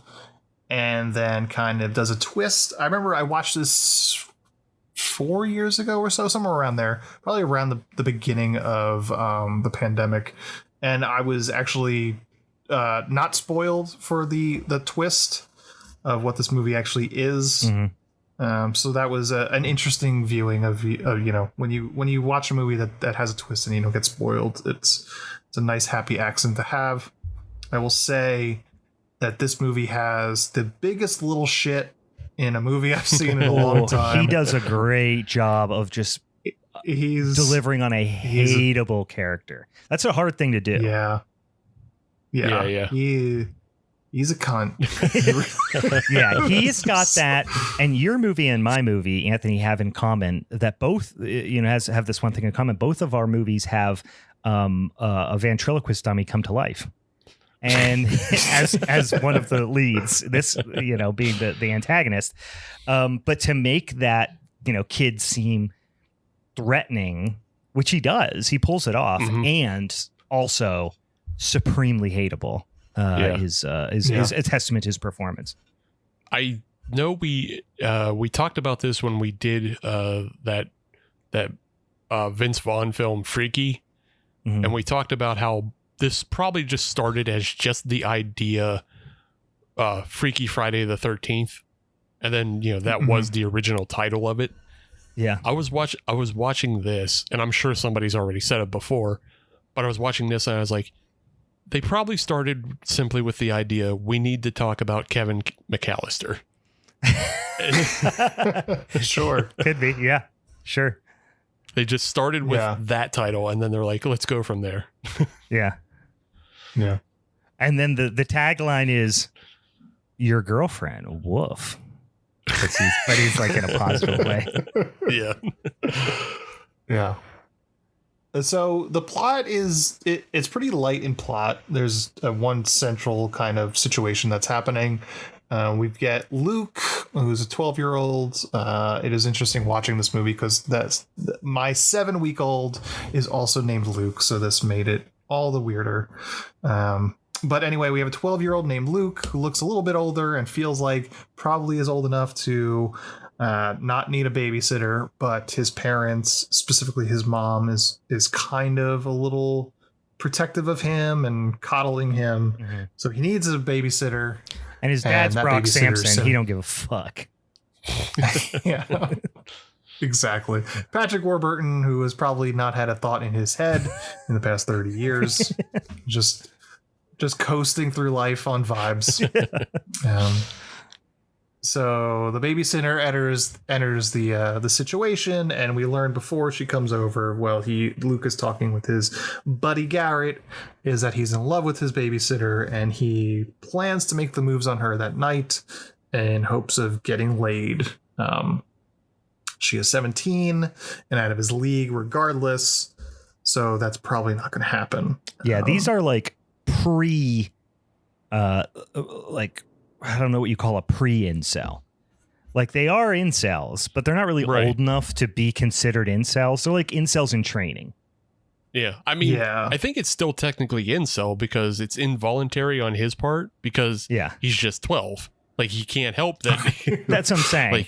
There is some I think there's some implication when tagging somebody as an incel that they are old enough that they should not be celibate anymore. No, I'm taking a new stance. All babies are incels. I was gonna see if we were gonna get there, but okay, fine. I appreciate you just standing up and dying on that hill. Yeah, all babies are incels. That's how it is.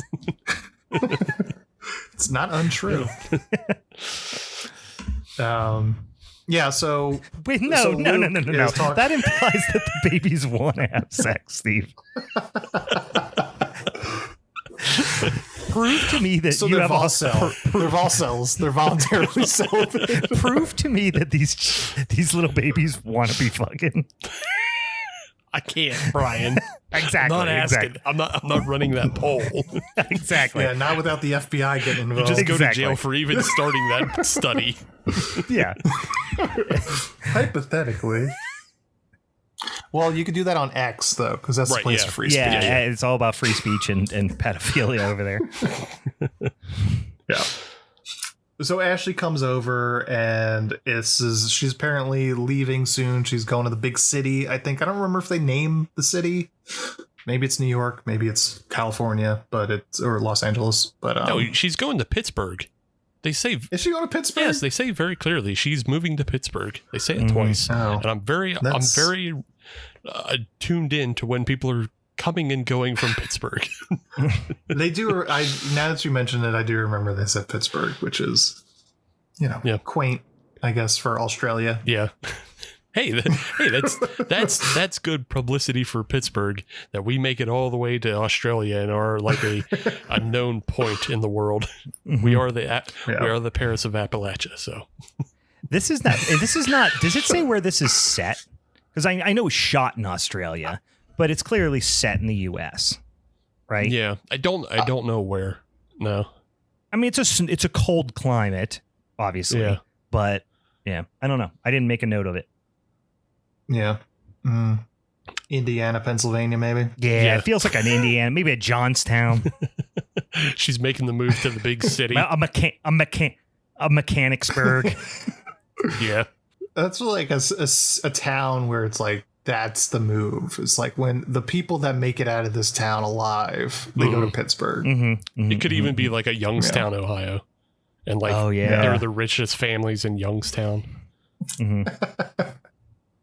They do have a nice house.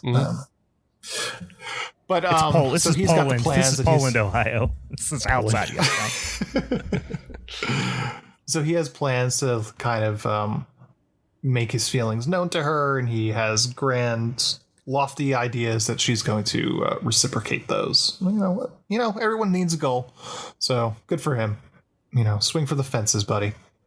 But she comes over, and he immediately starts to be unlikable when he opens a bottle of champagne and starts drinking it in front of her, forcing her to kind of, lay down the law. And then not long after that, they start to get noticing some things that are different and, not right in terms of possibility of someone trying to break into the house. Bro winds up just being this shitty kid's other shitty friend, Garrett, who's just hanging out.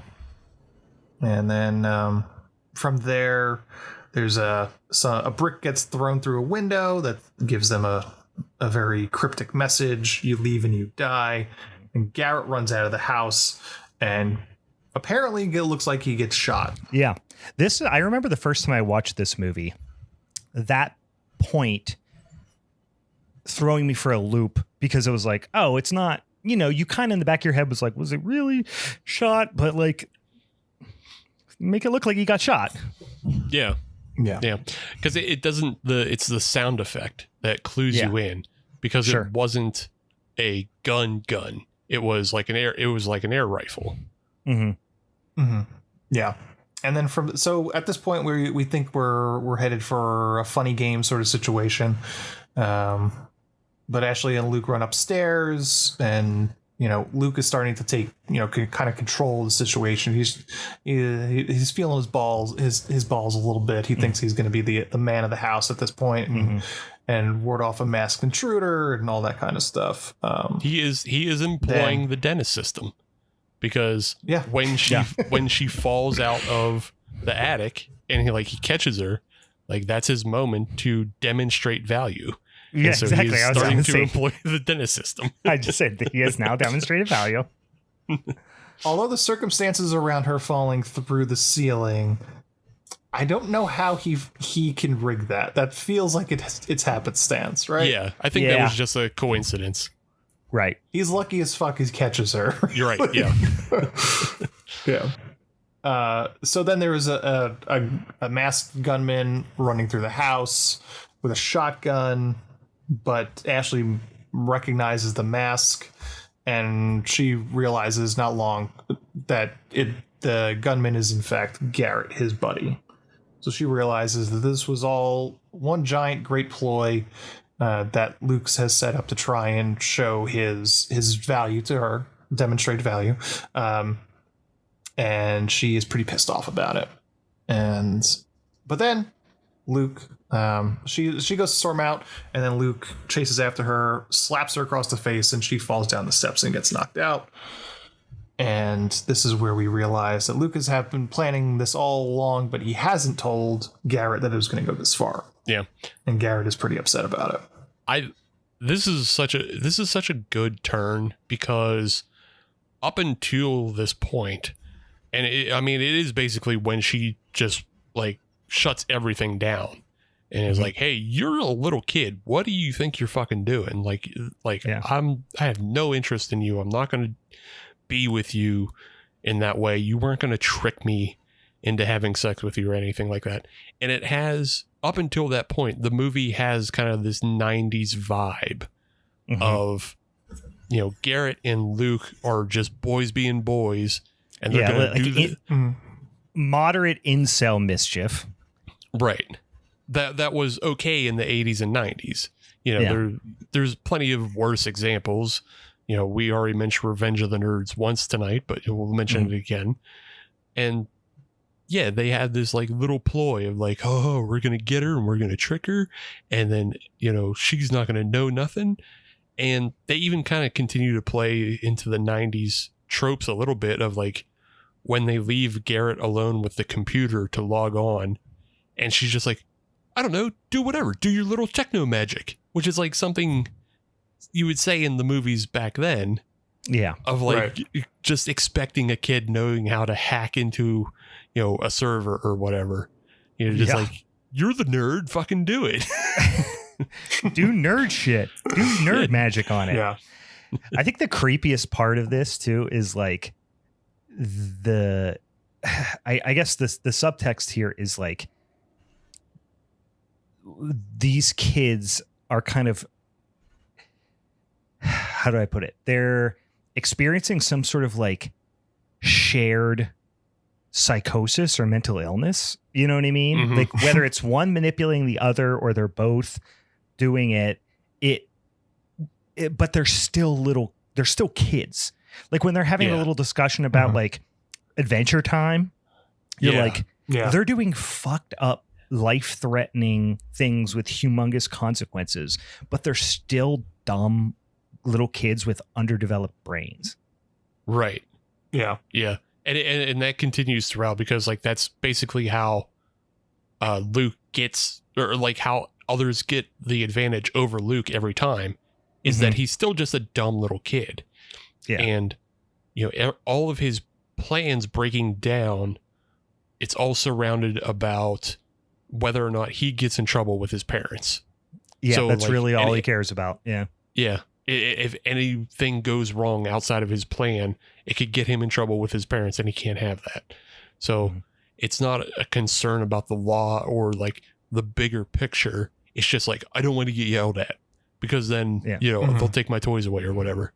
You know, I'll get grounded and my mom will be mad at me, and, you know, they'll take away my fucking sleep buddy, you know, my little womb system. Yeah. My waifu pillow. Yeah. They won't give me my Fortnite dollars, and they'll take away my waifu pillow. My Fortnite dollars. My V-Bucks. V-Bucks, yeah. I still don't know what that is. I hear that reference. I'm like, I'm not 100% sure what V-Bucks are, to be honest with you. I know what Roblox, like the currency on Roblox is, because my kids are always want that. But aren't you excited, Anthony, that one day your son will charge too many Roblox bucks to your credit card? Yeah. No, they can't wait for it. They got to ask. They got to ask. That's for sure. Or else, if I see okayed Robux on there, heads are rolling. I'll punch an 8-year-old kid in the face. I'm just kidding.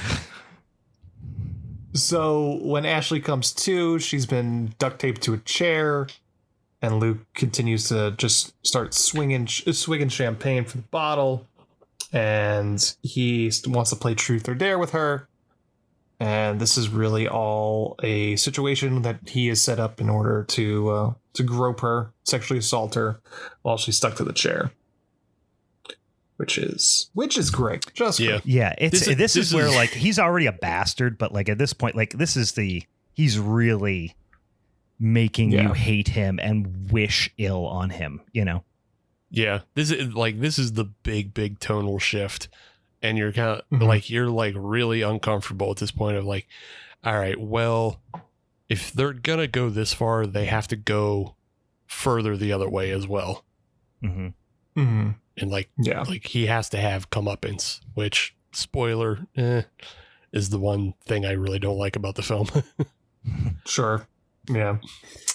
So eventually, while she's still tied to the chair, there's a knock at the door. It winds up it's Ricky, who is Ashley's boyfriend. So he starts storming into the house.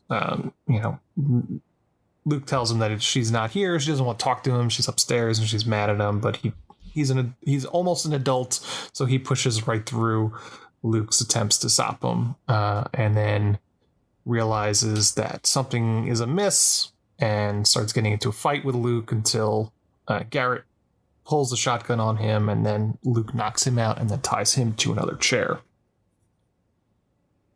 And then they reveal that Luke basically texted Ricky from her phone to invite him over. So he's set this part up as well. He's a little mastermind. Mm-hmm. Yeah, he's basically. So yeah, I like the way that they gradually kind of introduce you in stages to the depth of his premeditation. Right. They don't reveal it all at once. They're just like, oh, he did that. Oh, wow. Oh my God.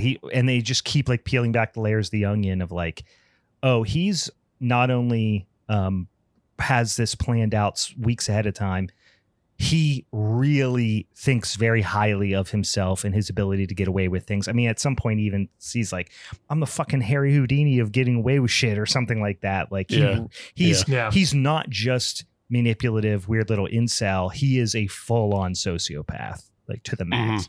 Yeah. Yeah.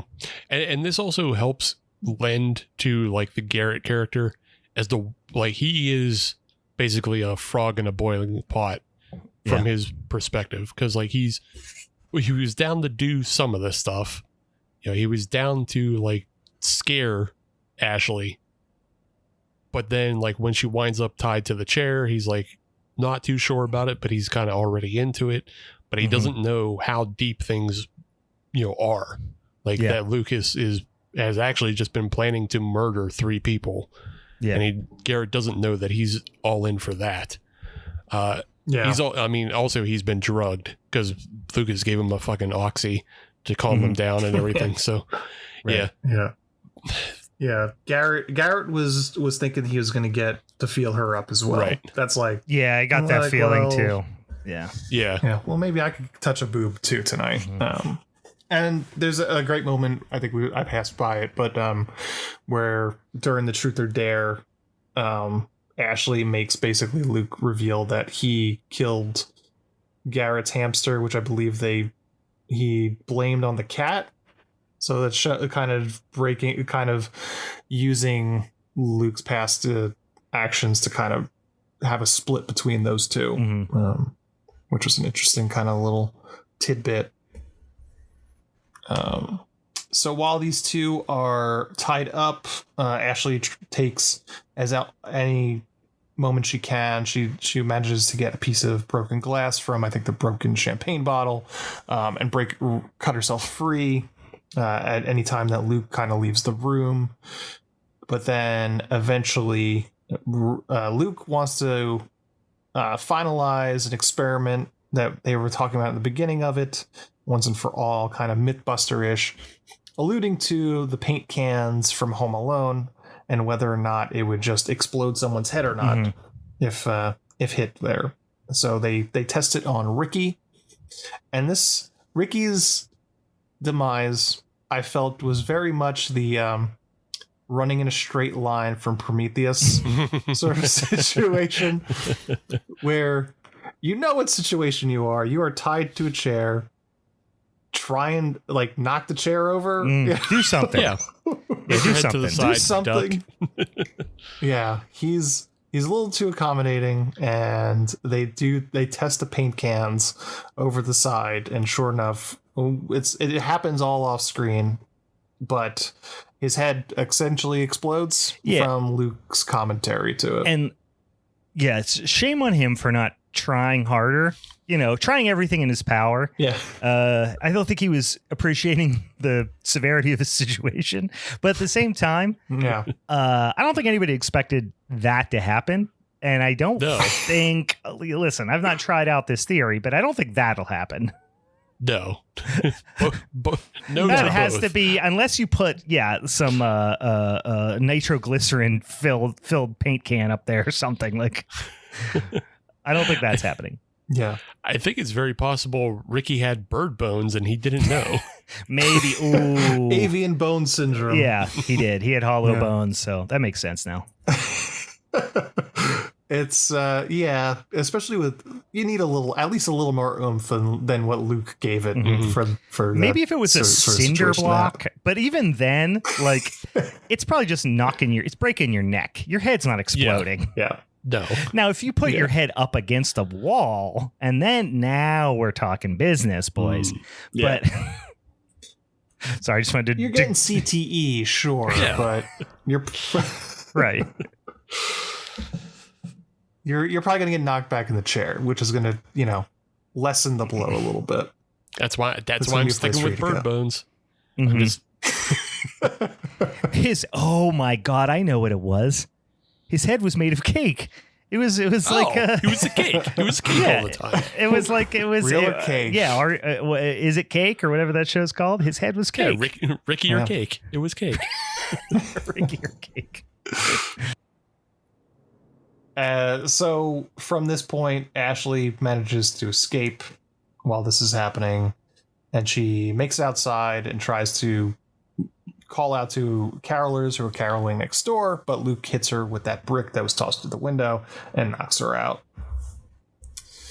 So she gets knocked out again. She gets tied up once again, this time with Christmas lights, and Luke takes this opportunity. He gets a little greedy at this point, and he brings another person into the mix, Jeremy, her ex-boyfriend, who is played by Dacre Montgomery, and he comes over, and for some reason he is complying with Luke's stupid comments about how how Ashley called her over, but she wants him to write down his apology on a notepad, which he doesn't seem like the kind of guy that would put up for it. He just like, fuck that, because he probably can't read and probably doesn't know how to write either. this Jeremy. Yeah, I get the idea that so they play him up. He's a real dumbass. He's like the dumbass stoner wannabe thug that like she broke up with and like never got over her kind of thing. But he looks like, for any kids who grow up skateboarding, he's a Ryan Sheckler type. Okay. Oh yeah. He's a very specific type, and he's got like the hat on back where so you get the idea that he's just going to be easily manipulated. Yeah, he's a dumb guy. He's a dumb. He's a dumb guy. So what he is essentially doing is writing his own suicide note that also implicates him in anything that's happened at the house or will happen at the house. And then Luke manages to hang him from the tree while he is sitting on a swing. Yeah, with a lawnmower, with the riding mower. Yeah, and it is a fairly brutal scene. I remember the first time I watched this, I was like, whoa. It's pretty brutal. Yeah. It's a nice little scene. And then while that is happening, Garrett is starting to have a change of heart. He's showing a conscience and starts to free Ashley. But in order to free her, he has to touch her, and Luke is specifically forbade him from touching Ashley, and he shoots him and kills him. And then Luke then has a conversation with Ashley, one-sided, decides that kind of the jig is up now, it's time to just finish the job, and he stabs her in the neck and stages the scene to frame Jeremy from doing all of this. So he leaves her for dead, and then he sets himself up to act like he's been sleeping in his bed the whole time as his parents are coming home. A couple of things that down the stretch of this movie that I really like. One, it's this moment where there's a she comes to the realization that he was never going to let her go, and that she was going to die no matter what the entire time, kind of thing. And or at least she comes to that conclusion, whether or not that was a reality or not. And then the other one is, weirdly enough, you assuming at this point that he's killed her, and now it's all about him getting away with it. And all of a sudden, you're like feeling his anxiety of trying to, because he cleans everything up and everything goes according to plan, but then he's really struggling to get there's this bit with like a pencil that they put on the outside of the door to see if because he has an issue with sleepwalking. So he has Wait, it's also a lie. Yeah, so well, it's a lie. It's also a lie. Yeah. Yeah. His mom. Yeah. But yes, essentially. So his mom puts a pencil in his door jamb every night, so they know whether or not he sleepwalks. But then it's revealed later on in the movie that it was sleepwalking was a cover for a previous lie that he. Yeah. I don't exactly remember what the lie was. I don't remember either. Yeah. But it winds up that he lied to his mom and manipulated her previously. So now this whole sleepwalking thing isn't true either. But yeah. But then he has to go out on the roof, and then he like knocks over some Christmas. And this is all happening as his parents are pulling in. So you're rooting for him to get caught. You're rooting for them to see him, but you're also feeling his anxiety of like rushing to. It's a really memorable scene. Because you're not rooting for him, but you're like, oh my God, they're going to see him. They're not going to see him. Oh, he's going to get caught. He's not going to get caught. You know what I mean? It's pretty fun little scene. Yeah. Yeah. It's pretty effective. And like you almost are. I would say you are rooting for him to try almost get away with a little bit. This kid. Yeah. You don't want him to get away with it. You just don't want him to get caught in that moment for whatever reason. I don't know why. Yeah.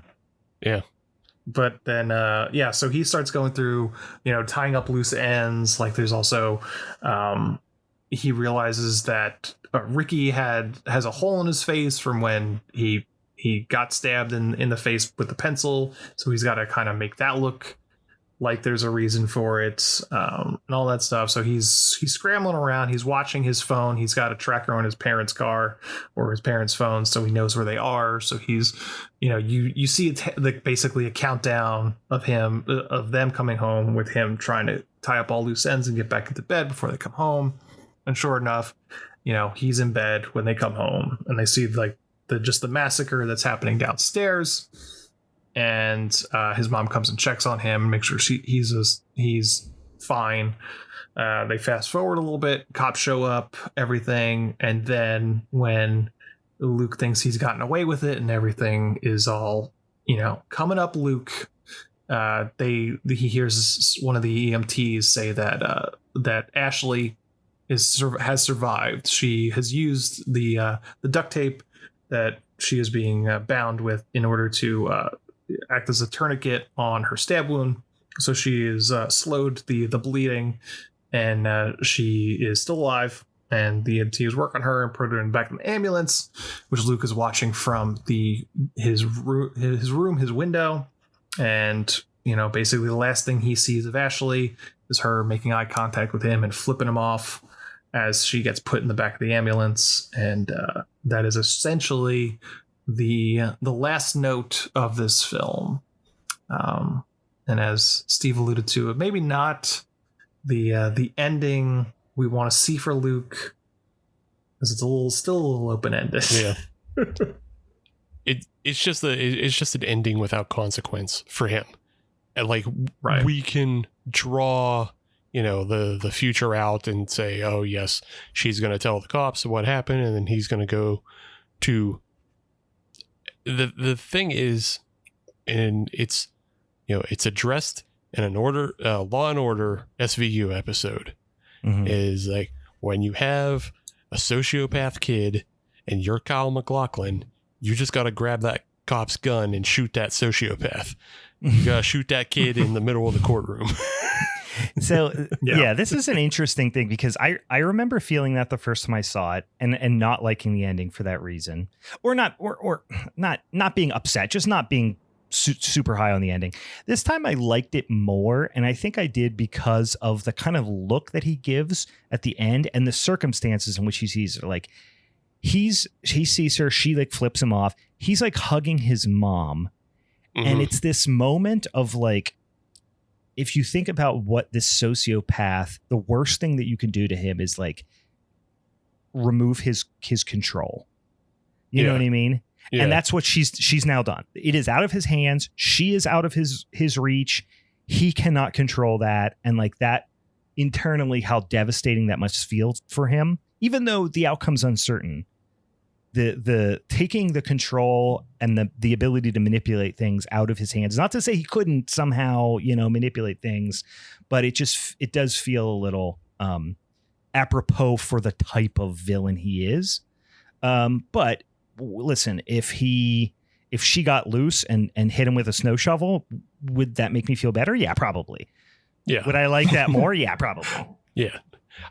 Yeah. I mean, I would even be willing to give it to go as far as like when he comes in off the balcony, like that little moment where he has undone himself by not being able to put his pencil back up on the door and he has to go out on the roof and everything.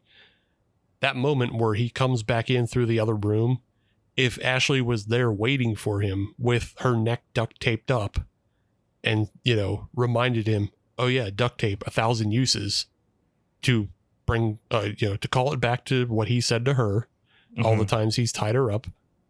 And then she just fucking stabs him. Or she like she set up a trap, like a micro machine trap. And he fucking... He comes through the window, stomps on Christmas ornaments, and then she tars and feathers him, and yeah, and then he falls down the stairs and breaks his neck. You know, any of those things, and then she just uses all the things he set up for Jeremy. Like the problem then is like then what happens when the parents come home? Then he might appear to be a victim. Well, yeah, then he appears to be a victim, but he's still dead. Yeah. Like it doesn't necessarily matter how the parents feel about him, because it's more about just getting rid of that element. And then Ashley is free to just she can either try to blame the kid, which the parents aren't really going to believe because he's a kid. Who would believe their little angel would do such a thing? Or she just takes the setup that Jeremy tried to kill them all and just, reappropriates that and then moves to Pittsburgh and forgets about everything in her past. Like just leaves it all behind. Sure. Just says, fuck off, Canton. I'm out of here. Yeah, now what we're talking about, I'm not sure what ending I would prefer. Cause like part of me just wants to see his head get blown off by a shotgun at the end. Cause that's unequivocally, that's what this kid deserves. But I think there is a poetry to him having this all planned out, and the thing that brings him down is something that he overlooks, was her ability just to survive long enough for the EMTs to, it's something so simple, like it hit her, stab her in the heart, and he probably gets away with it. It's so simple, and at the same time it happens off camera is the other thing that bothers me. Sure. Is that like we just don't see her undo him in some way. Yeah. Like this the little scamper across the roof and everything actually doesn't matter for the ending at all, because that's not what undoes him. So it just I would prefer to see like, I don't know. Yeah, I just would. Her having seeing like coming to for enough to do what she does to keep herself alive. Just some way for her to outsmart him once again. Because I mean, she's been outsmarting him throughout the entire film. He gets outsmarted by fucking Ricky when he answers the door, and he's like, just pass the flowers through the door, and Ricky's like, yeah, okay, I'll do that. And then, he's dumb enough to just open the door, and Ricky's like, get the fuck out of the way, stupid. Dumbass little kid. Right.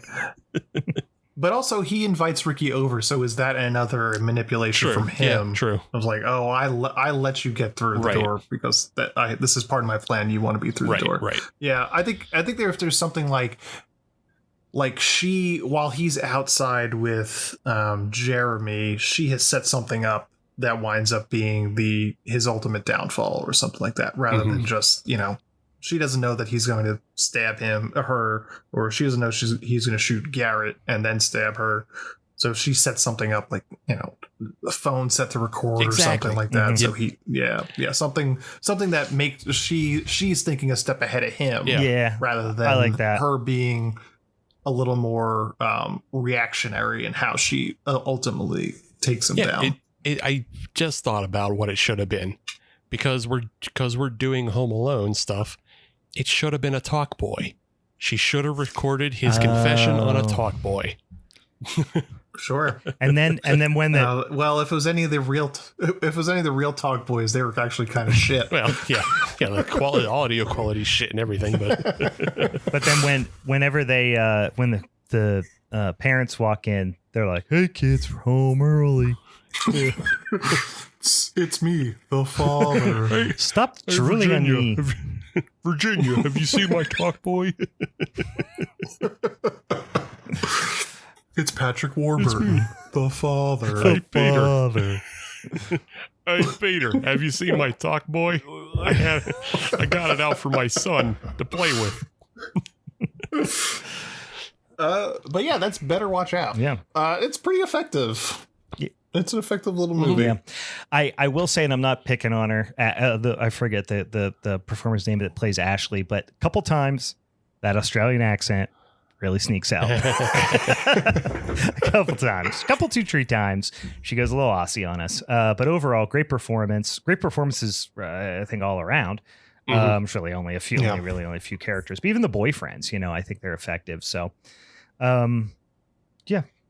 Fun little flaky. Fun. It's definitely a movie that is. It hinges on the actor Levi Miller's performance as Luke, and he's great in it. Yeah, he's a fucking asshole, and you hate him as long as you're supposed to hate him. You hate his guts.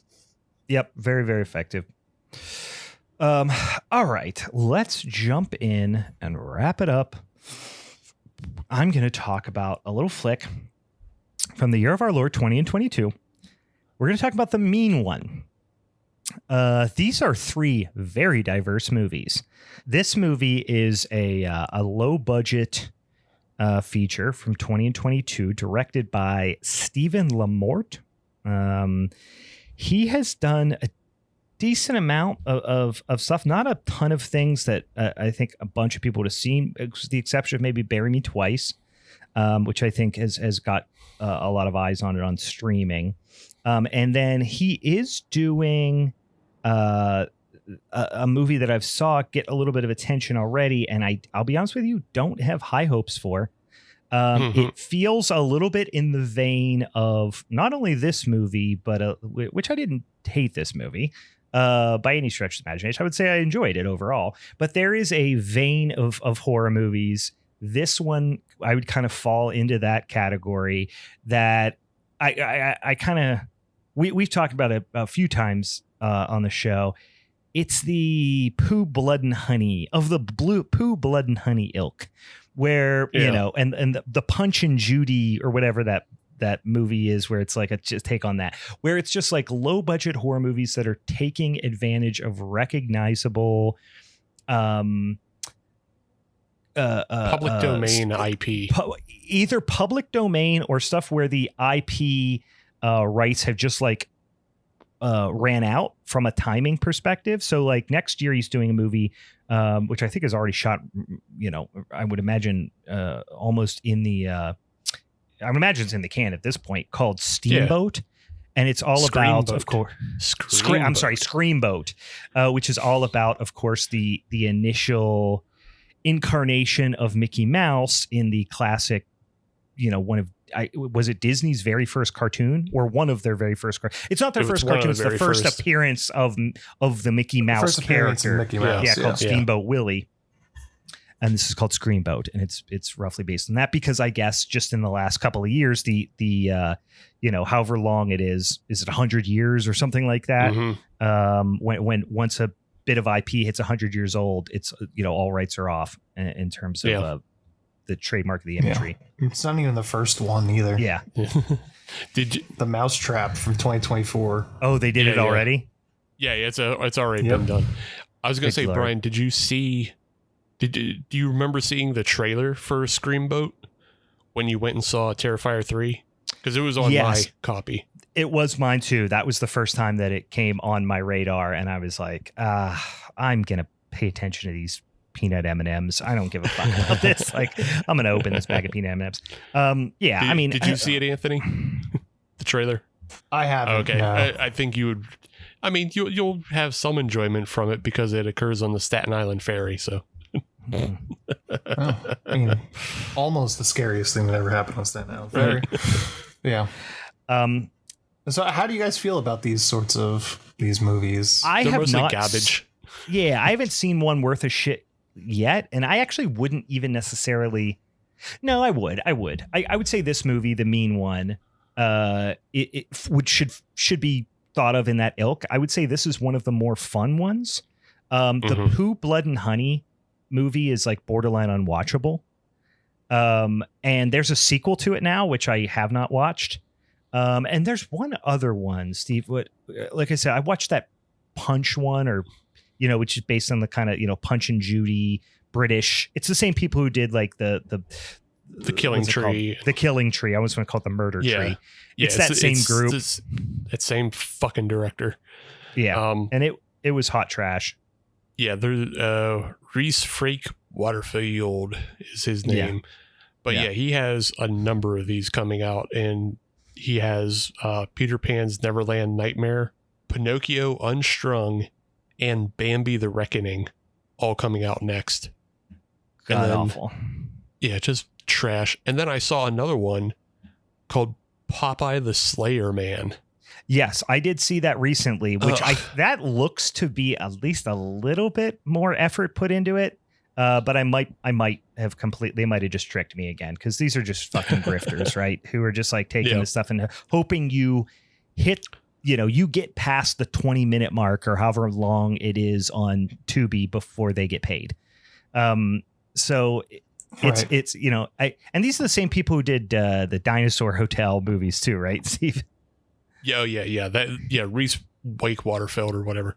Yeah, which is not a real human, we established. No. So like Stephen Lamort, I believe, is an American director, and the guy I don't know the guy who's doing the Popeye the Slayer Man, but he doesn't seem to have a lot of those movies, those type of movies under your belt. Yeah. He actually directed like 6 episodes of How I Met Your Mother, which is fucking wacky. And he's directed an episode of The Outer Limits from 2000. So I guess he's a little bit more. Oh my God. He's an actor in the movie Things. Things? Yeah, Things from 1993. What's Things? Oh, you've never seen? Is this Things? Is this the like straight to VHS, like the straight to VHS? Yeah, the doo-doo one. Oh my God. Yeah. I was like, wait, how does that person that was involved in that have a career? I always he's an actor in it, so he's not. Yeah. That movie is one of the more unwatchable movies I've ever seen, and that's saying a lot, because I've watched some real dog shit. Things is among the most unwatchable movies. It's like Sledge or whatever that movie is. That's like, I mean, this is the bottom of the barrel, straight to VHS, not straight to VHS, shot on VHS garbage. Yeah, shot on video, just trash. Yeah, interesting. Well, I'll tell you what here's what the draw to this movie is. The mean one is the great David Howard Thornton. He 100% makes the movie. He is the only reason to watch it.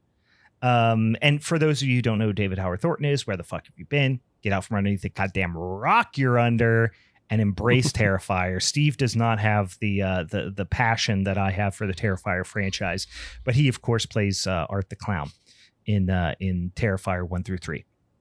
And he is tremendous physical actor. And here's the interesting part about this. Here's the sell story. If I was like, my life depends on an elevator speech to get somebody to watch this movie, I would say it's a murderous Grinch. But not only is it a murderous Grinch, it is a murderous version of Jim Carrey's Grinch. Yeah. Which makes it 100 times more entertaining. Because David Howard Thornton shares a lot of that same like physical acting prowess. And I'm not saying he's Jim Carrey, but he shares a lot of that same physical acting prowess. It's very impressive. I'm not saying he's doing his best work here. I'm talking about the Terrifier franchise and the other things he does. But he plays, of course, the titular mean one. Now, they obviously don't have the rights to call him the Grinch, and they don't say the Grinch, but they drop an enormous, like almost a nauseating amount of hints and references to, Dr. Seuss's The Grinch and How the Grinch Stole Christmas. But David Howard Thornton is acting as Jim Carrey's Grinch, which makes it kind of fun and entertaining and comedic, right? Here's one thing I will say that turned me off about this movie a little bit is it's a pretty ugly movie. It's lit really poorly. And with the exception of a few scenes, it's pretty bad to look at. Yeah. Instead of day for night, they shot day for winter. It's confusing. There, sometimes you think it's winter, other times it looks like it's 70 degrees outside. Everything's like, it always is like an overcast day, so everything's like really washed out. It's just a bad looking movie. So here's the setup, right? You have Cindy. Now she is, of course, the proxy for little Cindy Lou Who. And they don't live in Whoville, they live in Newville. So it's a lot of that sort of stuff. Just skirting the IP, right? Essentially Cindy's mom persecuted the Grinch and he accidentally killed her. So Cindy has issues with Christmas. That's right. Like like the Grinch snuck into her house on Christmas Eve. She, did her little Cindy Lou Who thing and gave him like a little plastic trinket Santa Claus necklace and like melted his heart. But then the mom came downstairs, was like, get him away from my child. And there was a melee. The mom fell and got like, I don't know, some sort of, it was like a little nail or something that was part of the Christmas tree. I don't know, just stabbed her through the neck. So Cindy's mom died in this horrific manner on Christmas Eve. So fast forward, like, I don't know, it is like 25 years or something like that. And Cindy and her dad are going back to spend time, like they'd moved away. She had, had basically like, PTSD symptoms as a result of this her entire life. She struggled with it, spent some time in like institutionalized to some capacity, I guess. As they're coming back, the dad and Cindy get pulled over on their way back to, Newtown or Newville. And Cindy immediately develops a thing with this local cop who, not unlike Anthony's movie, is a ventriloquist dummy who has recently came to life. He really and truly looks like he's made of wood. He's a real boy, Brian. He's a real boy, but he was once made of wood. Dad is like trying to help. He's very supportive. He's trying to get her back in the Christmas spirit and set her up with boys and like just help her life be a little bit more normal. Dad is a lot. The actor who's playing Dad is a lot. Yeah. And he dies pretty early. So you're like, thank God, I don't have to watch that guy anymore. He's a whole bunch. Also the sheriff that like was there the night that Cindy's mom was killed and is like essentially like talks her out of saying what she thought happened, which was a green guy in a Santa suit kill her mom. He's still there. Obviously he's much older now. And the town now hates Christmas. And there's this ongoing thing about how the new cop, the deputy that she falls in love with is Jewish. And then that keeps coming back around. It's like a repeated joke. I don't know. It's dumb. But, Yeah, Dad's just acting his tits off early, and it's rough. But luckily for us, he gets, like I said, he gets fucked up. So the Grinch attacks their house, as they're decorating for Christmas, fucks the dad up, sticks him through the eye with like I forget if it's a fire poker. It's some sort of like long, sharp object. Yeah. And of course, she sees this happen. So it's the whole thing starting all over again.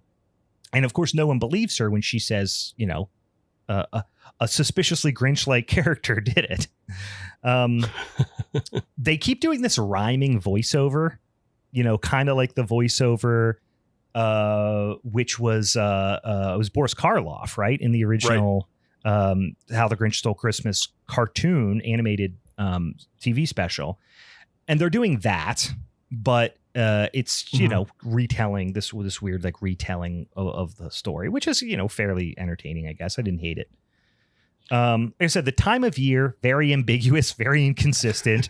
At one point, she's just going on a little hike, like in just like spring clothes. Another time it's snowing and they have winter coats on. It's very inconsistent. Brian, you have to go by the establishing stock footage that they may or may not have paid for. I will tell you, all of the movies like this, and Anthony, if you've not delved down the rabbit hole as far as Steve and I have on these movies, every single movie, without exception, of this ilk starts with stock footage like that. So that might have been a huge red flag for you. For us, it's just business as usual. Yeah, just another day. Yeah. I will say that there's this mayor character, and I think her name's, I didn't write it down. What is it? Mayor Maggie? McBean. But it's Maggie McBean or something like that. Anyway, she's pissed off that all Cindy's parents keep getting killed by the Grinch, basically. And but she's a pretty entertaining character, although a terrible actor, kind of an entertaining, cartoonish, mayor character. She's constantly slapping buttons on people, and she only cares about tourist, business in the town. Cindy goes on a photography hike, as one does. And she goes up onto the mountain, onto the Grinch's mountain, unknowingly. She gets startled while on her photography hike, falls into a hole, finds a bunch of IDs of presumably dead people, and then immediately witnesses. So you think like, oh, this is going to be a real gradual thing to her actually seeing the Grinch, and she's going to question her sanity and blah, blah, blah. No. Finds the IDs. 5 seconds later, watches the Grinch attack a couple on the mountain in broad daylight. Before just pelting him with rocks. It's a wild scene. And I'm going to be honest with you, I was having fun at this point. I was having fun. And does not take a good picture of him at that time. No, tries to, gets a blurry one. But we see the Grinch, right? The character, David Howard Thornton's character, and the makeup is better than expected for this type of movie. I'll be honest with you. It's not perfect. Mm-hmm. It does look like he's wearing half a mask. Because you got to have his facial expressions. You got to be able to see the teeth, right. And he, David Howard Thornton, like that's part of why you hire a guy like that. He has this like elastic face, so you got to be able to see it. But they have this like half a mask on him, but it's all painted up pretty good. It looks pretty good. The performance is great, and especially once we get into the comedic stuff, he is fucking hell. Like this movie without David Howard Thornton sucks shit. Like it really and truly sucks horrible shit, and it's made moderately enjoyable, and it's 100% because of his performance. You can just turn your head when he's not on screen, honestly. Just look down at your phone. It's all screen time. It's all second screen time. Great movie to just look at Instagram while you're watching, and then when you hear something Grinchy happening, look up and watch that scene. You're gonna have a blast because David Howard Thornton is a fucking treat. The rest of the movie, you can miss it. There is a couple. I won't say that. I'll say 90% of the other scenes because this is pretty fun. There's a bus full of drunk Santas. It's one of those like Santa bar crawls kind of thing happening, right? And the Santas of this bus full of drunk Santas, they're hammered. They're just screaming swears in the bus. Like it's just like a bunch of children, like literal small children drunk. That's what they're acting like. And they're just screaming swear words. They're like, our parents aren't here. But they're all like 35. And one of them just immediately sexually assaults a server. And she knocks him out. In a weird scene, she knocks him unconscious. And then, but just acts like that's an everyday thing that happens. Maybe it's a rough roadhouse type of bar. I don't know, but it's like closing. Right. And then when she just doesn't pay attention to him, he gets dragged away and is murdered in like the walk-in with an icicle, I guess. And then this is when the Grinch comes in, and he's got a big candy cane. And he takes the next 5 minutes to massacre probably 12 people in just cartoonish fashion. And it's so fun. The whole thing is so fun. This is the peak of the movie. He does a double foot head stomp on like a woman. He puts another woman in a meat grinder. And then he's just doing all this wacky stuff. Right. And then there's a scene that made me, I lulled at this after doing all this stuff. And this is a bit straight out of the Jim Carrey Grinch that was improvised by Jim Carrey, which is, I don't really love that movie, but there's one scene where he like is just smashing stuff up and he goes up and just like knocks a stool over. And it was like, it's like a famous improvised scene. He basically does something like or akin to that, where after doing all this horrible murderous damage, he walks up. There is a cute little 4-sided gingerbread house underneath like a trivet type of thing. He picks it up, smells it, like wafts it, smells it, and then hurries up and smashes it a bunch with his hand. It's just such a funny bit. It's so silly. Yeah. It's just so, it's just Looney Tunes. Yeah. There's also in this scene an amazing pratfall of one of the Santa ladies is up on a table and he comes and sweeps her legs out from beneath her. Oh, yeah. And she does. Like, it's a great fall. Yeah. Yeah. She takes this ass over end fucking fall where she falls and hits the table and then falls over backwards. And I was like, that's like a real good stunt fall and again, you know, we talked about this before, but like this movie was coming on the heels of Brian and I watching fucking Pooh, Blood and Honey, as well as The Killing Tree. And both of those movies put no fucking effort into anything. No, so this movie is, I mean, light years ahead of that, which is really a testament to how horrible those movies are. Yeah. And so I thought this film got unfairly maligned. Like, it's still fucking bad. But the thing that sets this movie apart from those films is you can imagine this would be a really good film if they injected $5 million into it. Oh, yeah. Would have been a blast. And here's why I know there are a lot of stunt people in this movie. So like Crystal Martin, who plays Cindy, is a stunt woman, like by trade.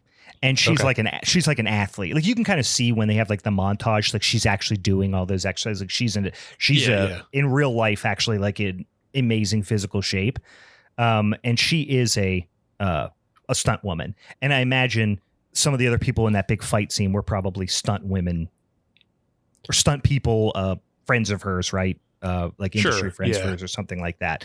And she's not a bad actor. I'm not going to say she's good. I'm not going to say her performance is great, but she does not phone it in, and she plays it super straight. So I thought it was pretty good. And Chase Mullins, who plays Deputy Burke, who is the real boy come to life, he can't help that he looks like a real boy he can't help that he looks like a ventriloquist come to life. He just seems like a boyish, charming boyish, cop. And it honestly works because, like I said, Cindy is like pretty formidable. You know what I mean? Like I said, she's like very athletic and like kind of like you could look at them and go like, yeah, she would beat the shit out of him. You know what I mean? So it's kind of a fun little juxtaposition there. Yeah. I will say the scene with the drunken Santas almost felt like, because it is such the idea of the movie encapsulated in one scene, really. Yeah. It almost felt like this is the scene that we're gonna shoot, and then through this we're gonna shop this movie around to get funding to shoot everything else. Totally. Like we're gonna, throw everything that we have at this one scene. And I'm not saying that that's exactly what happened, but it just seems like because it is such an encapsulation of just the idea itself of this movie, of this evil murderous Grinch, that it's like, they really went for it on that scene. Yeah. Mm-hmm. Yeah, they put a lot of their eggs in one basket. There was another good one where he like sneaks into a diner and he does the little like crawl on his fingers and toes, which is just like a Jim Carrey, 100% Jim Carrey bit. But it's really fun. And like I said, the costume is, they pull it off, reasonably well. But anyway, so yeah, the Grinch does try to break into Cindy's house. And then we get introduced to Doc, which is his full name is Doc Zeus, which is like, Jesus Christ, guys. Dr. Okay, Zeus. got it. But they call him Doc in the movie. He saves her. And so they go drinking, and he's like the lore keeper. So she tells him all about it. And the Grinch, we learned that the Grinch had cut his wife in half. Basically, which is a fun sentence to say. I'm not gonna lie. Yeah. And they keep doing this gag where they keep like, oh man, I didn't write down the details of it, but the server keeps saying like, it keeps like Mr. jumping. Finch. Mr. Finch, yeah, it's like Mike Finch or whatever instead of saying Grinch. So she keeps doing the like yell over top of the sentence right before they say something that is against the trademark. Yeah, because unlike these other movies, the Grinch is not in the public correct domain. Right, so this is an unauthorized horror version of it. Yeah, the deputy does ultimately go and find the Grinch's angry room where all the wallets were or whatever, and so he's hot on the trail now. We get a training montage after I guess Cindy has like a sexy dream and decides to have a training montage. I don't know. And Doc is helping her out, being prepared. I did like this bit where she has like a dummy hanging from a tree that she's like punching and kicking. And she's dressed it up exactly like the Grinch, like green with the Santa suit and stuff, which is like just a stupid bit. This is the diner scene. This is where he scurries in on his fingers and toes, and then just hacks up the cook or whatever with a cleaver. The mayor, who's made to be pretty hateable up to this point, she does get decapitated with the trunk of a Kia Sorrento, which is a unique sentence also. The deputy ends up figures out that the sheriff and the mayor have been covering up the Grinch's annual murder spree for years, right? With the intention of, economic recovery of the town.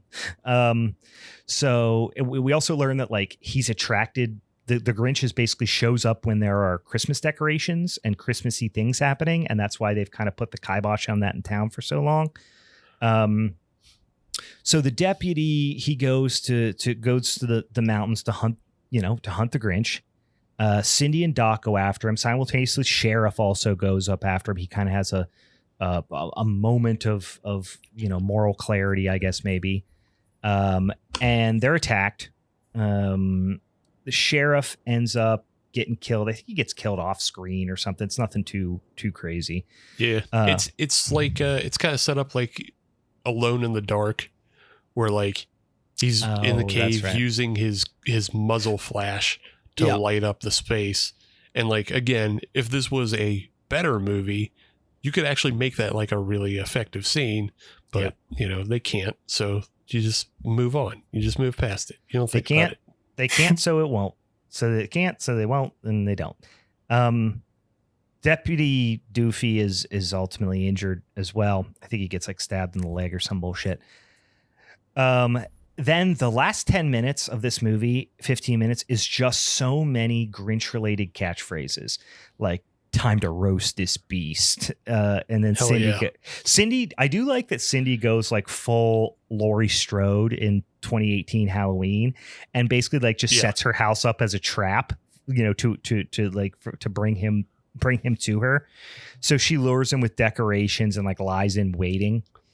And then Cindy and Doc kind of ambush him. So Doc is sniping through the window. Cindy has a candy cane painted like pistol grip 12 gauge for some reason. In fact, she has like a bunch of Christmas themed weaponry. She's got like a Glock and like grenades that are like Christmas bulbs, and it goes pretty bonkers, which is fun. It's a Killer Grinch movie, for Christ's sake. You gotta swing big. And so you get the big final fight. Cindy ends up finding that she kind of gets the better of him after this big, back and forth, injuring each other and, everything. And she sees that he still has the necklace on that she gave him that night, when she was a little girl. And you get another, why, Santa? Why? Which is, of course, a throwback to the cartoon.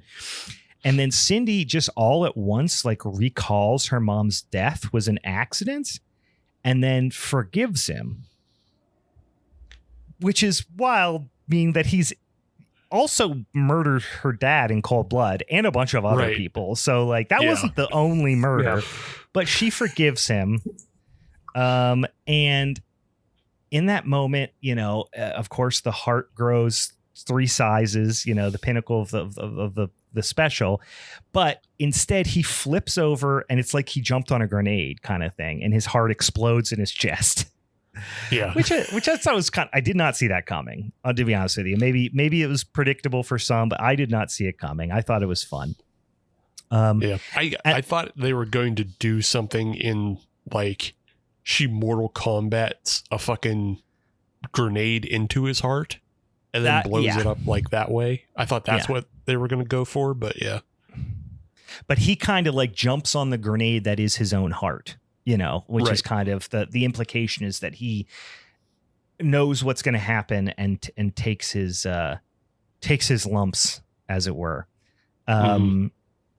So the town is cool now. It becomes like a tourist attraction because of like the mean one becomes like the, kind of like a Sasquatch or a Mothman type of phenomenon for the town. So they get all this tourist traffic and, they have this like Hallmark movie moment. And then, the like ending is like, but is he dead? And it's like, I think he's dead. And then that's it. Yeah. Yeah, I think he's dead. And I think I don't care that much. I don't care. They just do like a thing at the end where it's like the most vague, slightly open-ended, but not committal to anything. Yeah. Like it's the end, or is it? And then you like hear him laugh. You're like, he just blew up, and then it's like, all right. Yeah, so they could be like, Grinch. If for some reason this caught on, they would go like, oh, maybe we make Grinch Jr., son of Grinch. Yeah. So can't write yourself out of the sequel. So there we go. And that's it. And well, the Halloween franchise figured it out, though, even when you do. Well, it doesn't matter. Here's what we've learned from the Halloween franchise is it's impossible to write yourself out of the sequel because you can just write yourself back in. Mm-hmm. There's nothing you can't undo. Yeah. Magic. If a guy's got a mask on, it could always just not be him. Right. It can always just not be him. That's what you learned from that's what you learned from H2O. It can just not be him. Yeah. And they kill him 100 times in the most, the only one to ever actually do it where they're like, we are going to take his mask off. We're going to watch his face go into a grinder. They did that in Ends, but that's almost a joke. It's almost a self-referential joke of like, that's the thing that every person said to do right up to that point. Yeah. Anyway, we're not talking about the Halloween franchise. I can be very easily baited into talking about the Halloween franchise, obviously. But overall, the mean one, it's fine. I think, I don't take back what I said. I think you just put it on in the background, look at your phone, scroll through your emails, do whatever you're going to do, and then look up occasionally when David Howard Thornton is on screen, and you're going to have a fun time. Yeah. Yeah, exactly. Look up when he's on screen, and that's it. Everything else will hit your brain, and either you'll comprehend it or not. I do like the subplot of, they're trying to cover up Christmas, because it's kind of a fun twist that like, oh, Christmas no longer exists for the Who's in Whoville. Yeah. They're trying to take it away. I also, you glossed over my favorite one-liner. Oh no. From Cindy, and it's when she racks the shotgun and says, "You're a dead one." That fucking rules. Yeah. I mean, it doesn't, but sure, it doesn't roll at all. Okay, no, that one rules. It's the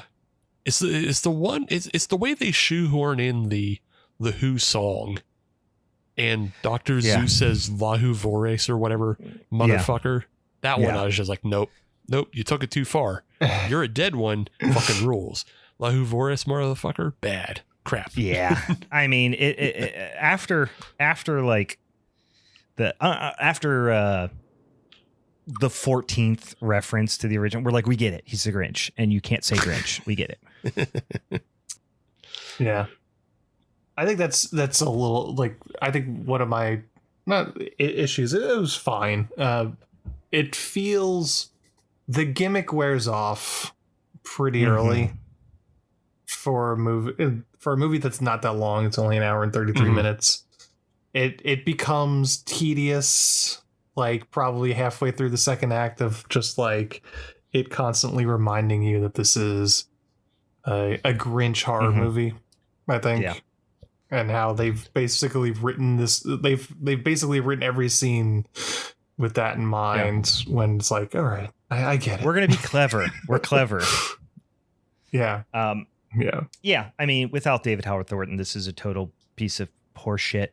I mean, I get why Dan picked it for me, because I am such a fan of Terrifier and David Howard Thornton.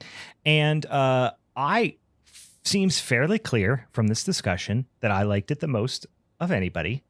And so for that reason, despite your intentions, Dan, I think it was a thoughtful gift, and I wish to say thank you and Merry Christmas. You've been backfired, Dan. And suck on that. All right, so we have we've talked about 3 different movies, and now we get to vote on them. And typically speaking, now, ultimately, and happy Festivus to you, Dan, for those who celebrate.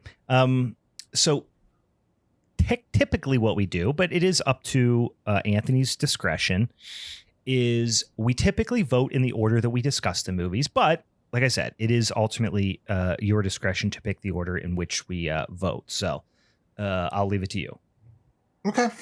Good question. I didn't think about this. I'm going to say I'm going to go first and pick mine. And then we'll go Steve, and then you, Brian. So for our listeners at home, this is how this works. Typically speaking, we all pick our movie as, our favorite one of the 3. Now, that doesn't have to be the case, and in this instance, a little different, because these movies were picked for us. We did not pick these movies, but typically speaking, we pick our favorite movie, and if it's our movie, that's fine, and then it goes to second place. But we will wait and see what happens here, because sometimes that gets switched up with the secret Satan on account of we didn't pick these movies. So I'll shut up. Anthony, what's your vote? What are you thinking? I'm going to go with my movie first, Better Watch Out. I think it's just a very effective, well-paced movie, pretty simple idea. As I said, the first time I watched it, I didn't know what the twist was going to be, of that little shit being as much of a little shit as he is. So I think, I think that movie works as well as it could. The second movie, for my second place, so there's things I like about both. For Deadly Games, or I'm going to call my particularly favorite version of the title, 3615 Code Pere Noel. I do like the action movie aspect of it. I like him, the kid, the training montage of that kid being, what he thinks is an action star of the 80s. The tonal shifts don't work in its favor. His mullet does, but the killing of the dog doesn't work in its favor. For the mean one, I do like the performance of the Grinch.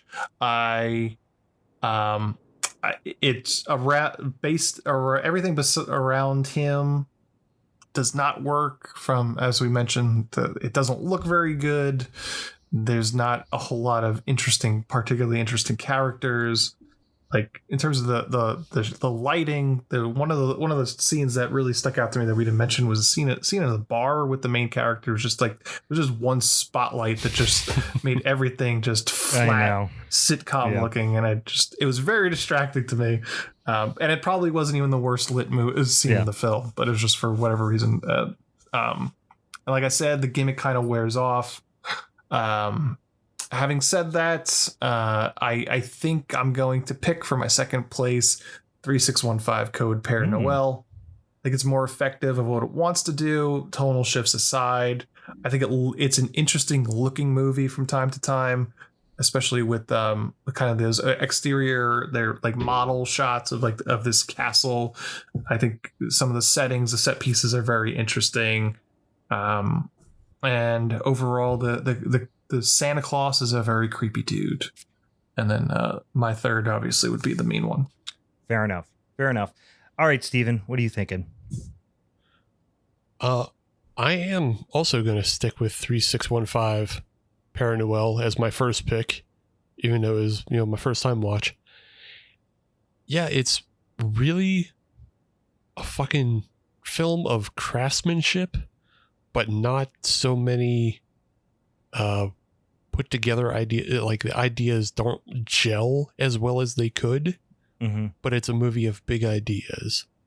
So I like that about it. And, I want to watch it again just to kind of see if I can pick up on other stuff that they're trying to mimic, or other ideas that they had that they just, like, maybe are a little half baked, but maybe I could see more into it. The other two films, I've watched both of these films twice now. Like, I've never seen Deadly Games before, but now I have seen both Better Watch Out and The Mean One twice. The Mean One is wearing thin on me at this point, but so is the ending of Better Watch Out. They're both just kind of wearing thin on me. And I'm like, I don't think I want to watch either in the next 5 years again. Yeah. I've had enough. It's fair. So yeah, I like the gags. I like the pratfalls in The Mean One, but the audio is some of the worst fucking audio. Oh yeah, I didn't even mention the audio. It's really bad too. Yeah, it's really bad. It's inconsistent.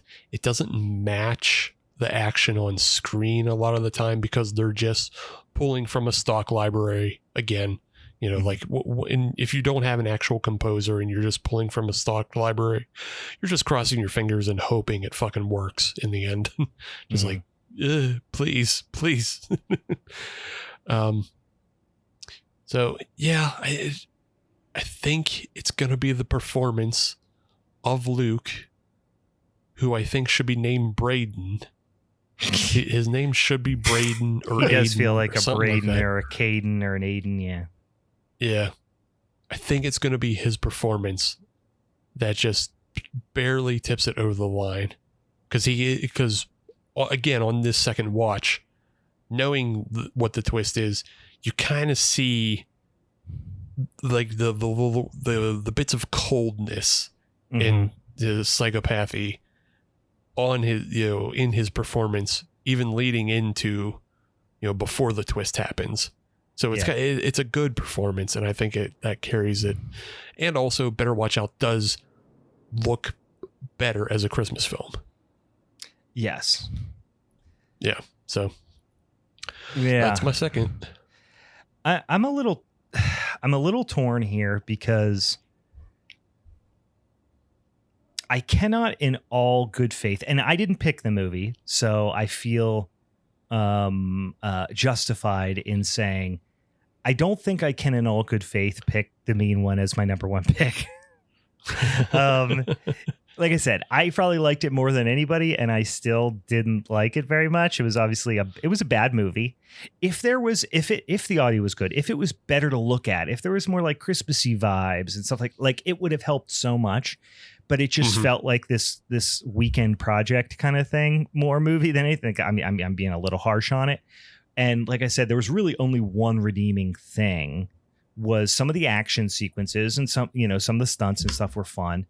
And then David Howard Thornton's performance. I mean, that was really it. So, I mean, both the other movies, although not perfect, have so many more redeeming qualities that I cannot in all good conscience, call out that as me preferring that. So what that means is ultimately either way, I was going to pick the winner here in this situation. So it really is 6 in one hand, half dozen in the other. Yeah, as much as I like I think what is ultimately be the it's a pretty clear cut one for me. As much as I liked the premise for Deadly Games, and I like the performance I really liked most of the performances, it really led me right to the precipice of something super exciting and wacky and fun, and then just like doesn't really deliver. But it does deliver on some like unexpectedly creepy, unexpectedly violent things that you're just like, wait, what? Why did we do that? Which is fun because for fans of the show, and Steve will attest to this, I almost value unpredictability above all else. And Deadly Games is unpredictable, but Better Watch Out has a fun twist as well. Even if you see it coming, I don't think you see it to that extent. I mean, it's such a better looking movie. It's a better written movie. The performances are strong. I'm going to pick Better Watch Out as well. As much as it pains me to once again concede defeat to a guest. Steve and I have just been this whole year been getting our asses handed to us by guests. Guests and patrons have been just whipping our ass. I do have to say my pick is Deadly Games, or not Deadly Games. I'm sorry, Better Watch Out. That would have been funny if total heel turn. I just go, no takebacks. No, it's Better Watch Out. So what that means is, once again, our guest is taking home that son of a bitchin' championship strap for our Secret Satan Showdown here in December, which means Anthony, to the victor go the spoils. He is able to pick our punishment movie for next week. So if you have something in mind, great. If you don't, we can surprise the listeners for next week. How do you feel taking home that strap? I'm 2-0 so far on the show. I'm feeling like it's the beginning of like an Undertaker type streak here. I'm like Charlotte Flair. Every time she comes back from injury, she takes home a championship. Gets a championship. Yeah. So, I don't have an idea yet. I didn't prepare for a win, so I'll have to think about it. Okay, fair enough. All right. And of course, you're welcome on that episode as well. So, of course, you can come on and gloat as much as you want if you so desire. If my schedule allows, with this child. Yeah. All right, guys, that was fun. Appreciate it. Thank you, Anthony. Once again, tell the boils and ghouls at home where they can find. They call this a movie podcast and any other projects yins are working on over there. Sure, of course. Thanks, guys, for having me on. It was a lot of fun. But They Call This a Movie. You can find us on all your podcatchers at They Call This a Movie. Just look for us there. TikTam Pod on Threads and Instagram, and soon to be Blue Sky. We are still on X, but we don't use it anymore. And They Call This Movie on TikTok. And TikTamPod@gmail.com too. But nobody uses who emails podcasts. I don't know. Weirdly enough, we do get some emails. I don't know. Yeah. Some of them every now and then. Every now and then we get some of them emails. All right. A lot of fun. Thanks, guys. Steve, anything else you want to talk about before we wrap this sumbitch up? Oh, man, it's time for happy holidays and all that. And we got irons in the fire for what's going on the rest of the month. And I got some ideas. I've seen some things, and I have some ideas, but we'll see what happens. Things and stuff, guys. Things and stuff. All right. For the Halloween is Forever crew, I'm Brian. I'm Steve. And I'm Anthony. All right. See you later. Bye. Bye. Merry, Merry Christmas. Don't change, kids, stay with us. Stay a little, Jesus. Hold on to my hand. It's not a long way to fly, you know. Don't fly in vain. It's so hard anyway to become a man. Happy birthday, Christmas. Welcome